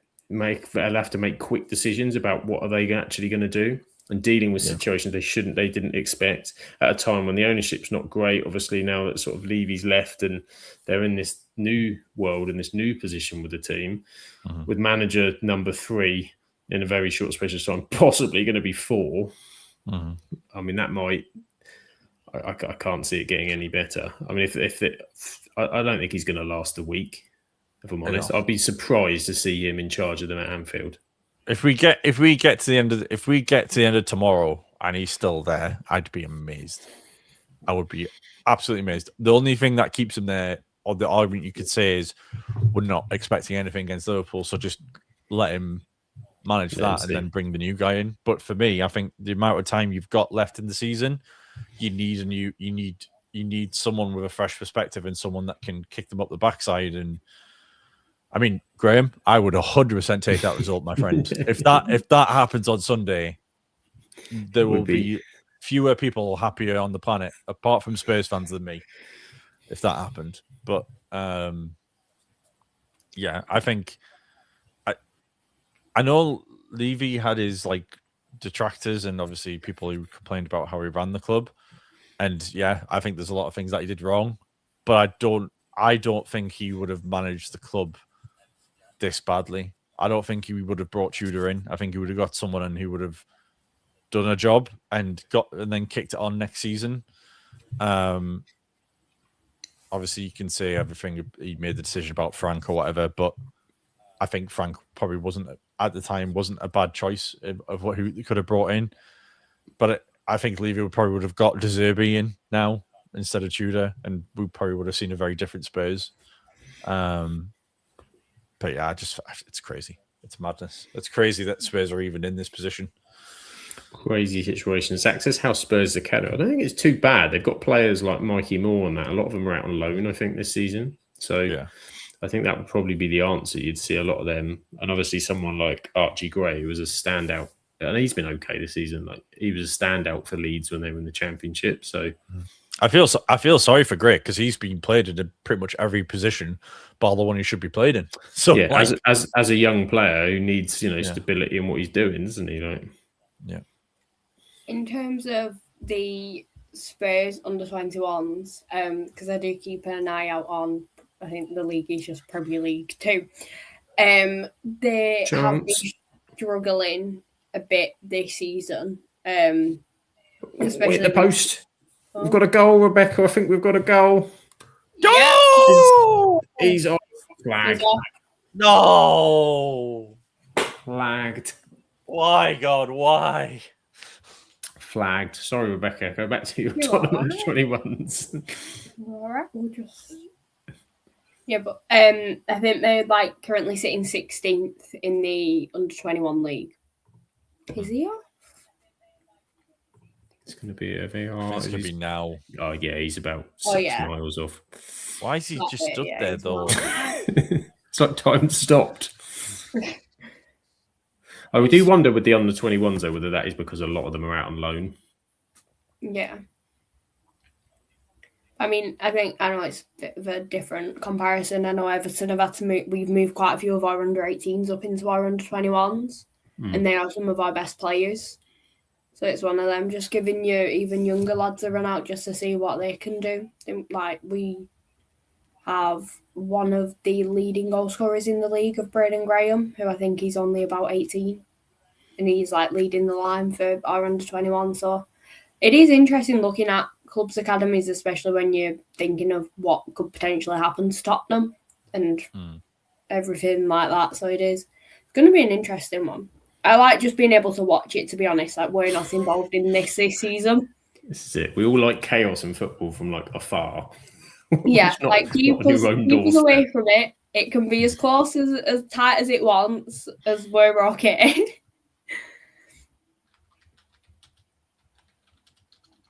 But it still baffles me how, like, when you look back, I know we briefly mentioned with Everton and the issues that we faced in terms of, like, how close we were to relegation. In terms of one season, we were relegated at half-time. If it wasn't for Doucouré getting the winner against Bournemouth, we would have gone down that season. But then it's also, how on earth did we stay up with a 10 points deduction?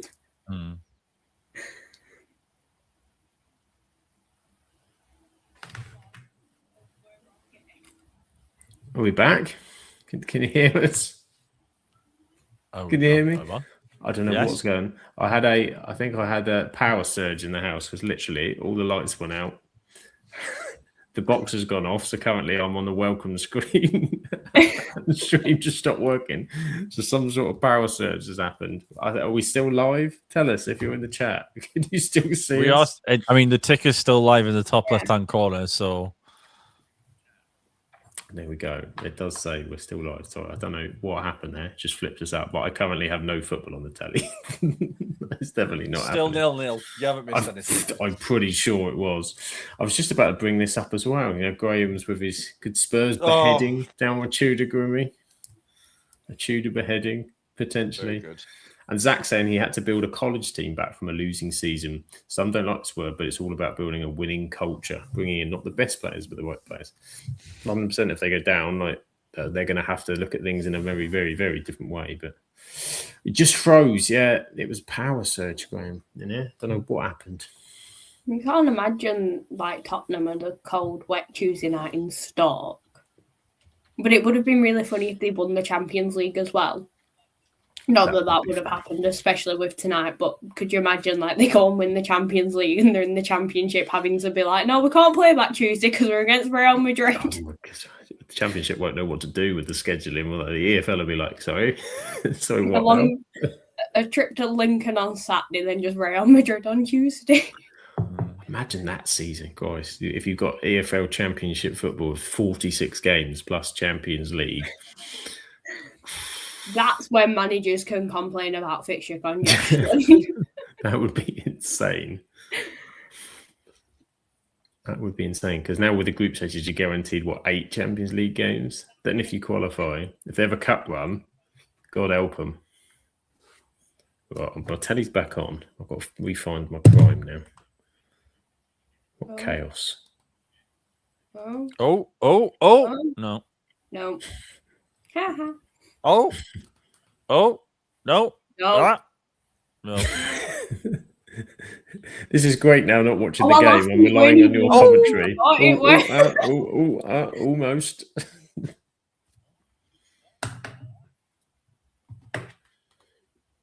Right, I'm almost back with you. God knows what my timing will be like now. Newcastle are pushing. They've got a corner at the minute. We're about to take a corner. That's about 20 seconds ahead. Yeah, we did have a pause to catch up with my delay. Yeah, I'm just about to have a corner. Back in business. 78-57 I'm on at the minute, Sam. Oh, I'm 79 dead. My corner's happening. Yeah, I'm 79.05. Box. Blocked. Ooh. Oh. Oh. Oh. Oh. Oh. No. Oh. Just make noises. We are heading back to top level commentary, concise commentary from Guru Rebecca. Oh, no. No. And then a little had that comes up now and then when someone misses. Yeah, no spoilers. No spoilers from chat. We appreciate it. You can practically hear Ant from the distance.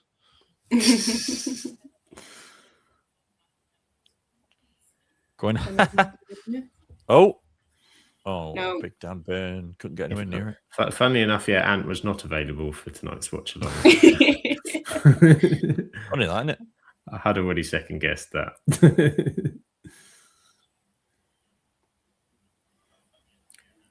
To be fair, if Ant was here, we probably would have gone Atletico versus Tottenham. So, which kind of, in hindsight, seemed like the better game now. it would have been. But- Although I don't think Ant has access to the Champions League one, so it's a slight issue on the older the watches. But we are going to do so. I think we're going to start doing towards the end of the season, particularly with the playoffs and whatnot. Or Rashford's in the box. Oh, he's over it across. Some playoffs. Playoffs are going to be fun, I think. I'll be available. Maybe we'll do, depending on the time, we can do the last day. Can't we? Oh, Last day. Spurs have got a second. Dominic Solanke. Game on. 2 away goals, Grimmy. 2 away goals.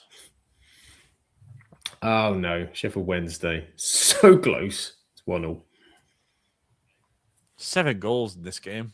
So we've got some full times Jack all coming on in. the other. Leicester 2-0. Massive 3 points. That is a massive 3 points for Leicester. I did have them in my predictions league actually to beat Bristol City tonight. Just fancied it.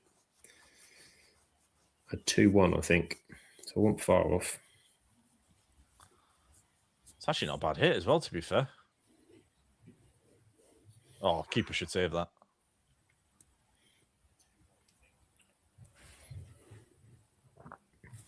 Doodle-doodle-doo-doo. 9 minutes. Give us a goal. Give us a goal. Barca, I mean, to be fair, they're just knocking it round. Pretty happy with this. Backing themselves at the new camp. Yeah. Well, it's big uns tomorrow, isn't it? Is it City, Madrid tomorrow, and PSG, Chelsea. It's PSG Chelsea, isn't it? Both very interesting. Yeah, why couldn't we stream tomorrow? Hopefully a bit more entertaining than this. Yeah, they probably would. There'd be 2 belters. Where I couldn't kick Freya and Paul off to us to watch another 0-0. So, Well, no, you just put them on the Tuesday instead. they're not puppets, Grimmy. They're just like they may have other things in their lives. Funnily enough. Nah. Sorry, you're on Tuesday this week. You're the boss. We've had a fixture change. Yeah. There's been a postponement. I'll be hated like the Football Association. I'll start doing that. It's a bit angry. Yeah, he was, wasn't he? Mr. Bobble out there. Come on! But he also seemed to turn Italian at the same time with the hand gesture. Since Tonali signed, those Geordie Italians have come out.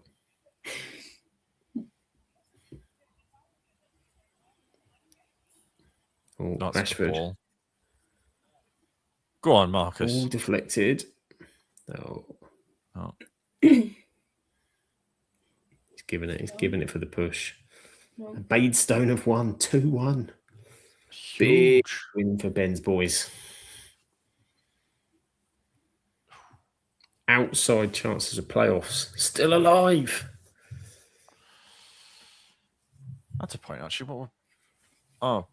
Spartans have won another game. We're now like 3. We're now like 3 points ahead of Blythe Spartans. Sorry, not Spartans. Sorry, I realised I got my terminology wrong there. And we're now pulling away from the relegation zone, so we will not be having 3 relegations back to back, ladies and gentlemen. Hopefully, consolidation. Yeah, We'll have to flip that bit. Yeah. This is where it all went wrong. This is where Grimmy said, "Oh, it's fine. It's all okay now." Cut to sad Blythe Spartan fans. Yeah. Just all stood there in the rain.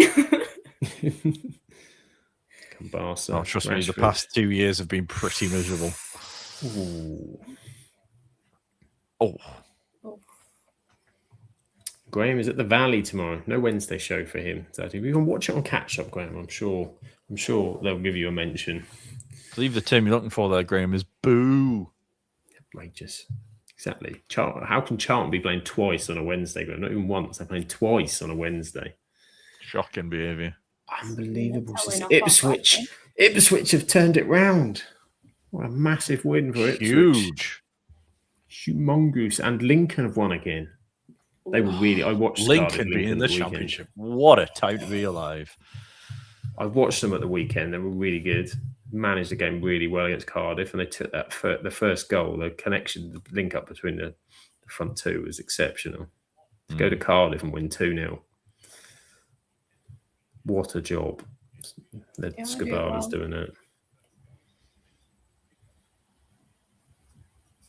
The Imps. Go on, the Imps. Cross in, chance. No, unbelievable. At least it's not him. We've got one. We've got a goal. I did look at first and thought, no, it's not. It's Harvey Barnes. It's all right. Rebecca will be okay. It's Harvey Barnes at the back post. Rebecca will be okay. Unbelievable. She'll be all right with this. I have to say, I do think the good value for it, though. I can't say that. I mean, Newcastle don't deserve it. I think they've been the more attacking intent team. I don't think Barca have been at it today at all. No, they've been trying to push in the second half. He's just snuck in nicely at the back post, isn't he? But as well, though, I know it's going to be a totally different atmosphere next week when they go to the new camp. But like, there's definitely having this sort of performance. You just know that you've got something to hold on to now. The defending's horrendous. What is the keeper doing as well? Watch as the ball comes in. What is the guy at the back post who's just not tracked the run at all? He stood on the edge of the box. Do a lot better with that. Oh yeah, he's had another. It's just right smacked him bang in the chest. But look how much space Barnes has got. Who is it at the back post there? He's just not even gone anywhere near him with him. No. It's a good little sort of, Barnes has sort of watched it. It's a great little 1-2 to get the cross away. It's like nothing off Barnes getting on the end of it, but you just can't defend like that at that level. Instead of goal check, what are they checking for? That's a goal. I was going to say, there's nothing to check for. They showed that it wasn't offside, and it's check over. Check over. We have a goal. The curse is broken. 87 minutes. No nil-nils. We're getting further and further into a match now. This is getting worrying. No nil-nils. No nil-nils on the watch-along. It's not what we do. Double change for us as they try and do something. Yeah, you're right, Gavin. They've disappointed me tonight. They've been really... Yeah. Crap. Yeah, it's probably fair. They lost here. Did they lose here in the group stages? They did, didn't they?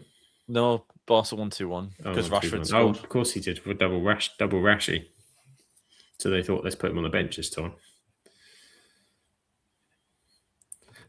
Zach says that defence looked like Dundee on a Wednesday. Oh, low blow. Excuse me. Well, that's that one. Thank you. What a low blow. You're off the Christmas card list. Can't be insulting Dundee like that. That's almost as bad as calling them Dundee United by accident. Never done that before. I think they're both the same team. That would be pretty bad as well. The glare down the camera. My God. What's the kill? The glare. No, it's not the sun. It's the Lucky getting down the camera. It's going to be really awkward if we get to the World Cup final and then Anthony Gordon scores the winner, isn't it? Especially if he's in over like James Garner, I'll be fuming. I won't watch it. If James Garner doesn't make that World Cup team, I will not be watching it.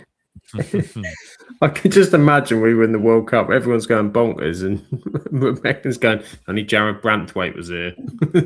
Where's Jared? It's not even just Jared anymore. There's four names. One that is already on the list, but there's three others that should at least be considered, included in whatever friendlies or whatever we have ahead of it, and that should actually be travelling. And you watch Dominic. I think Garner's definitely the one for me that I would argue probably should be on the plane.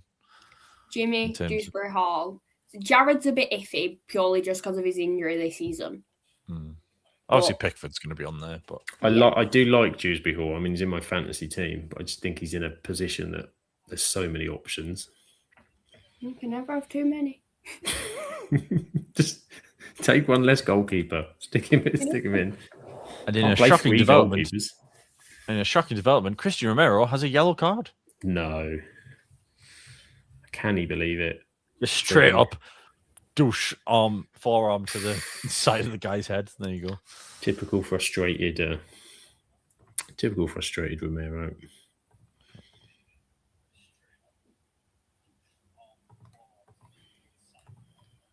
Oh, could they get another here? Could they get another? Oh, what is he doing there? Gordon's been doing a little twirl. Gordon turned into Anthony 2.0. Anthony. He'll be going to the World Cup, won't he? Still in the Brazil squad, isn't he, Anthony? Probably. Oh.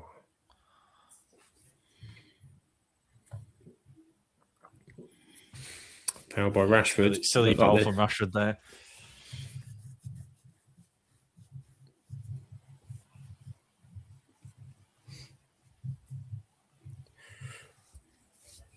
It's a big result, this for it. I know it's still second leg, new camp and everything else like that, but for Newcastle to get this result, considering that they've got Asulu up front who's not really started too much, Bruno Guimaraes is out, a lot of their backline's still out as well, isn't it? Mm-hmm. They've got no Botman, no Shah. Not our Shah, Fabian Shah. Their fans still look really angry when the camera just. Now that would be a plot twist. They do.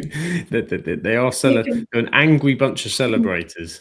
They've taken lessons off Anthony Gordon.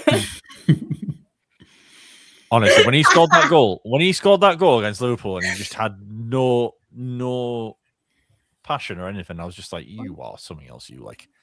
Lee won't, because as soon as he left Everton, in every single interview he's done, he's declared that he's red. I know, but there's that, but then there's the 4 goals against Karabakh, and there was never a reaction, and it's like he showed enough passion when he got stupidly sent off against them earlier in the season, didn't he? When he wanted Van Dijk out. Not a conspiracy guy, but I'm not saying he did it on purpose. But he is. That is exactly what he's saying.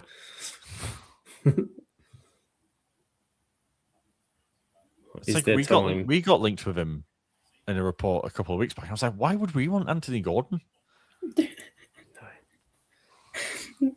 Crap. He's not so overrated. I'm converting the podcast. You've not converted. You didn't need to convert me because I didn't think he was that great a player. I don't want any player that has the name Anthony in their mix after having both Martial and Anthony. I'm going to go find a player with Anthony now. I'm free of Anthony's for a while.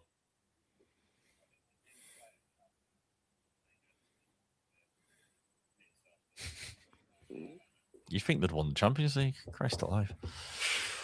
To be fair, it's happy fan. To be fair to them, though, they haven't been in the Champions League, have they? For a few, this is like their second attempt in about 25 years. So I can get it. To be honest, if this is us next year beating Barcelona 1-0 at home, I'm probably quite excited. Yeah, I mean, we beat them in the Europa League. Anthony scored. I know. That's the sickener, isn't it? Probably his best moment for that and his debut goal.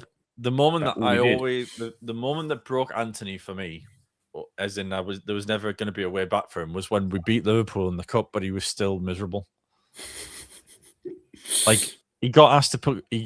Ten Hag told him to play at left back for 2 minutes in extra time, and he threw a strop, and then we went and scored the winner with Diallo, and then he was still. I was just like still complaining. Chance. Barcelona. Oh, he's gone down. He's gone down. Oh my word, Grimmy. There's no way that's a penalty. There's no way that's a penalty. He's pointed there. The yellow whistle. There's no way that's a penalty. He's not arguing that much, though, is he? You're not celebrating now, are you? It's all gone quiet. It has all gone quiet at St James's Park. The guy in the gilet. No way that's a penalty. Where's the guy in the gilet? Oh, it might be Grimmy. He's dived himself down when he's got the kick. Come on. He's a little nick, isn't he, Elliot? But it's not enough to. Oh, he's conned him. Conned him with the movement. Stuck the leg out. They're always going to give that in European competition. Big moment for Ramsdale. Right, who's on first? Are we someone because I'm on 520? Do I need to hold my reaction? I'm on 520 now, so there's literally I'm like on 2 seconds. 523 now. 24. Okay, I think I'm 1 or 2 seconds. So How are you, Mal? I haven't seen you all game. Didn't know you were on the pitch. Nice to see you. Hello. Hi. So as he shoots, I'm going to freeze frame so that I don't give it away. I mean, I think we'll all know in about a second of each other. Yeah. Slots it away. They've rescued an equaliser. Yeah. Can't say it was deserved, but It's kind of come out of nowhere there. It has come out of nowhere. It's you know what it is though. It's really unfortunate that it's happened for. Is it Fior? Is that how you pronounce it? Thor? I can't remember how you pronounce it. Isn't it Chow? Isn't it? Chow.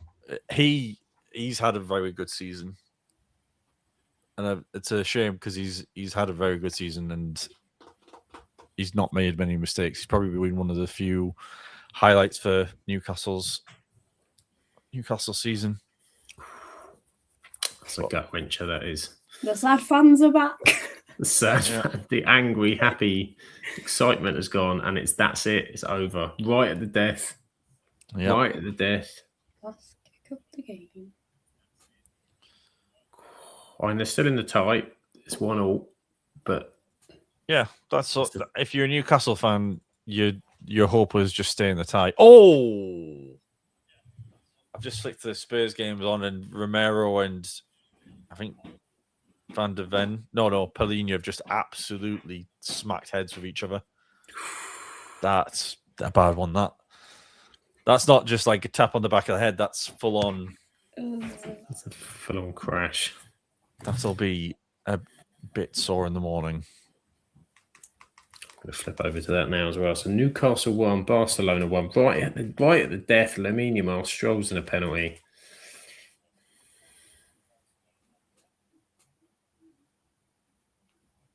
I'm surprised. I'd be surprised if both of them don't have a concussion from that.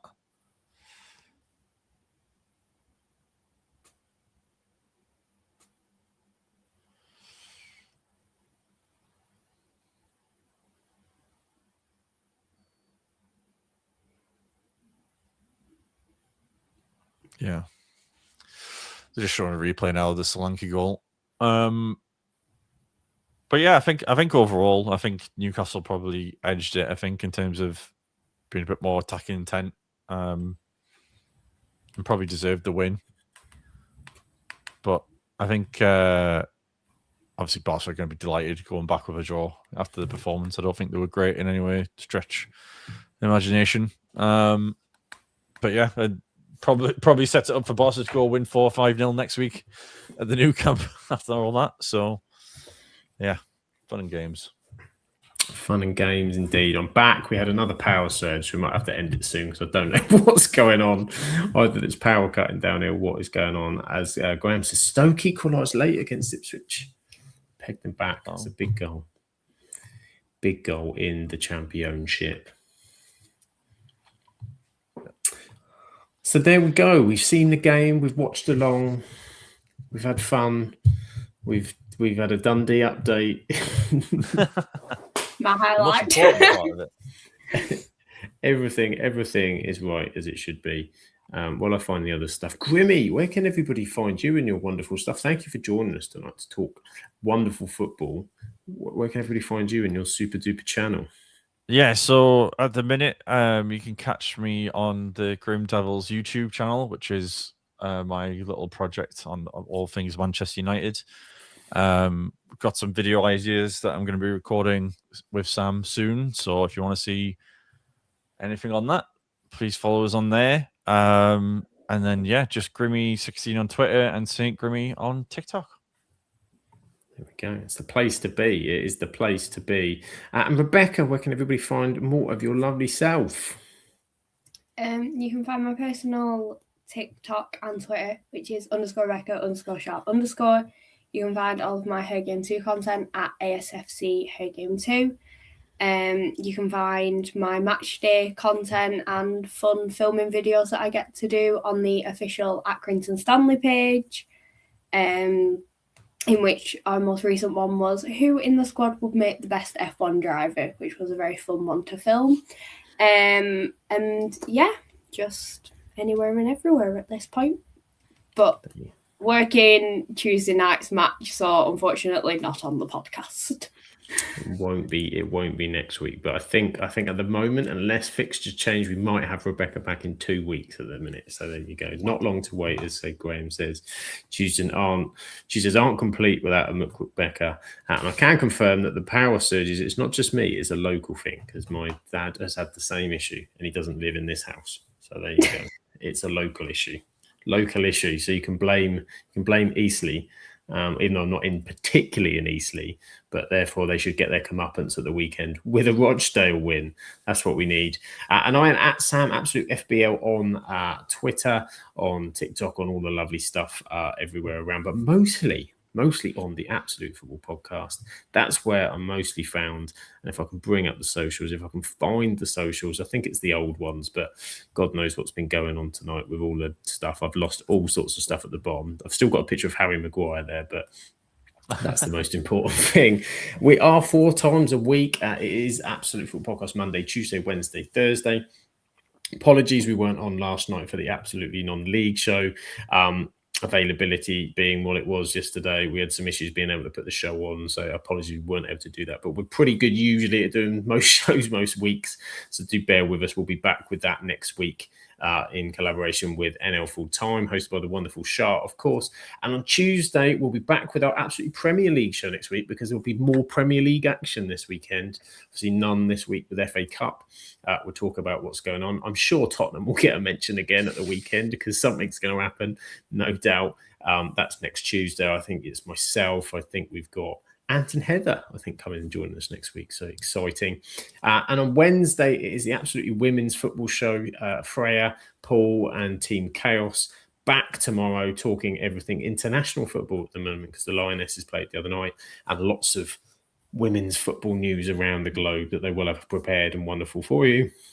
And on Thursday, it is the Absolutely EFL show with Shah and the Rowdy Rabble, talking everything Championship, League One and League Two on a Thursday night for your viewing pleasure. We are 8:30 live those days. You can find us on Twitter, Absolute Ball Pod, YouTube, Absolute Football Podcast, same on Twitch, TikTok, Absolute Football Pod, Instagram, Absolute Football Podcast _ Blue Sky, Absolute Football, and Facebook, The Absolute Football. If you've enjoyed the stream, or if you've just been watching along and chatting along with us, if you could hit that like and subscribe button, it would be wonderful. Turn on those notifications so you don't miss any future videos coming out, because there's plenty coming up. But for now, have a wonderful evening. Enjoy the rest of the football. If you're a Tottenham fan, maybe things will get better. Can't promise it. But we'll see what happens, and we'll see what's happening with your manager before we get the weekend. But have a great week, and we'll catch you on the next one. Ciao for now.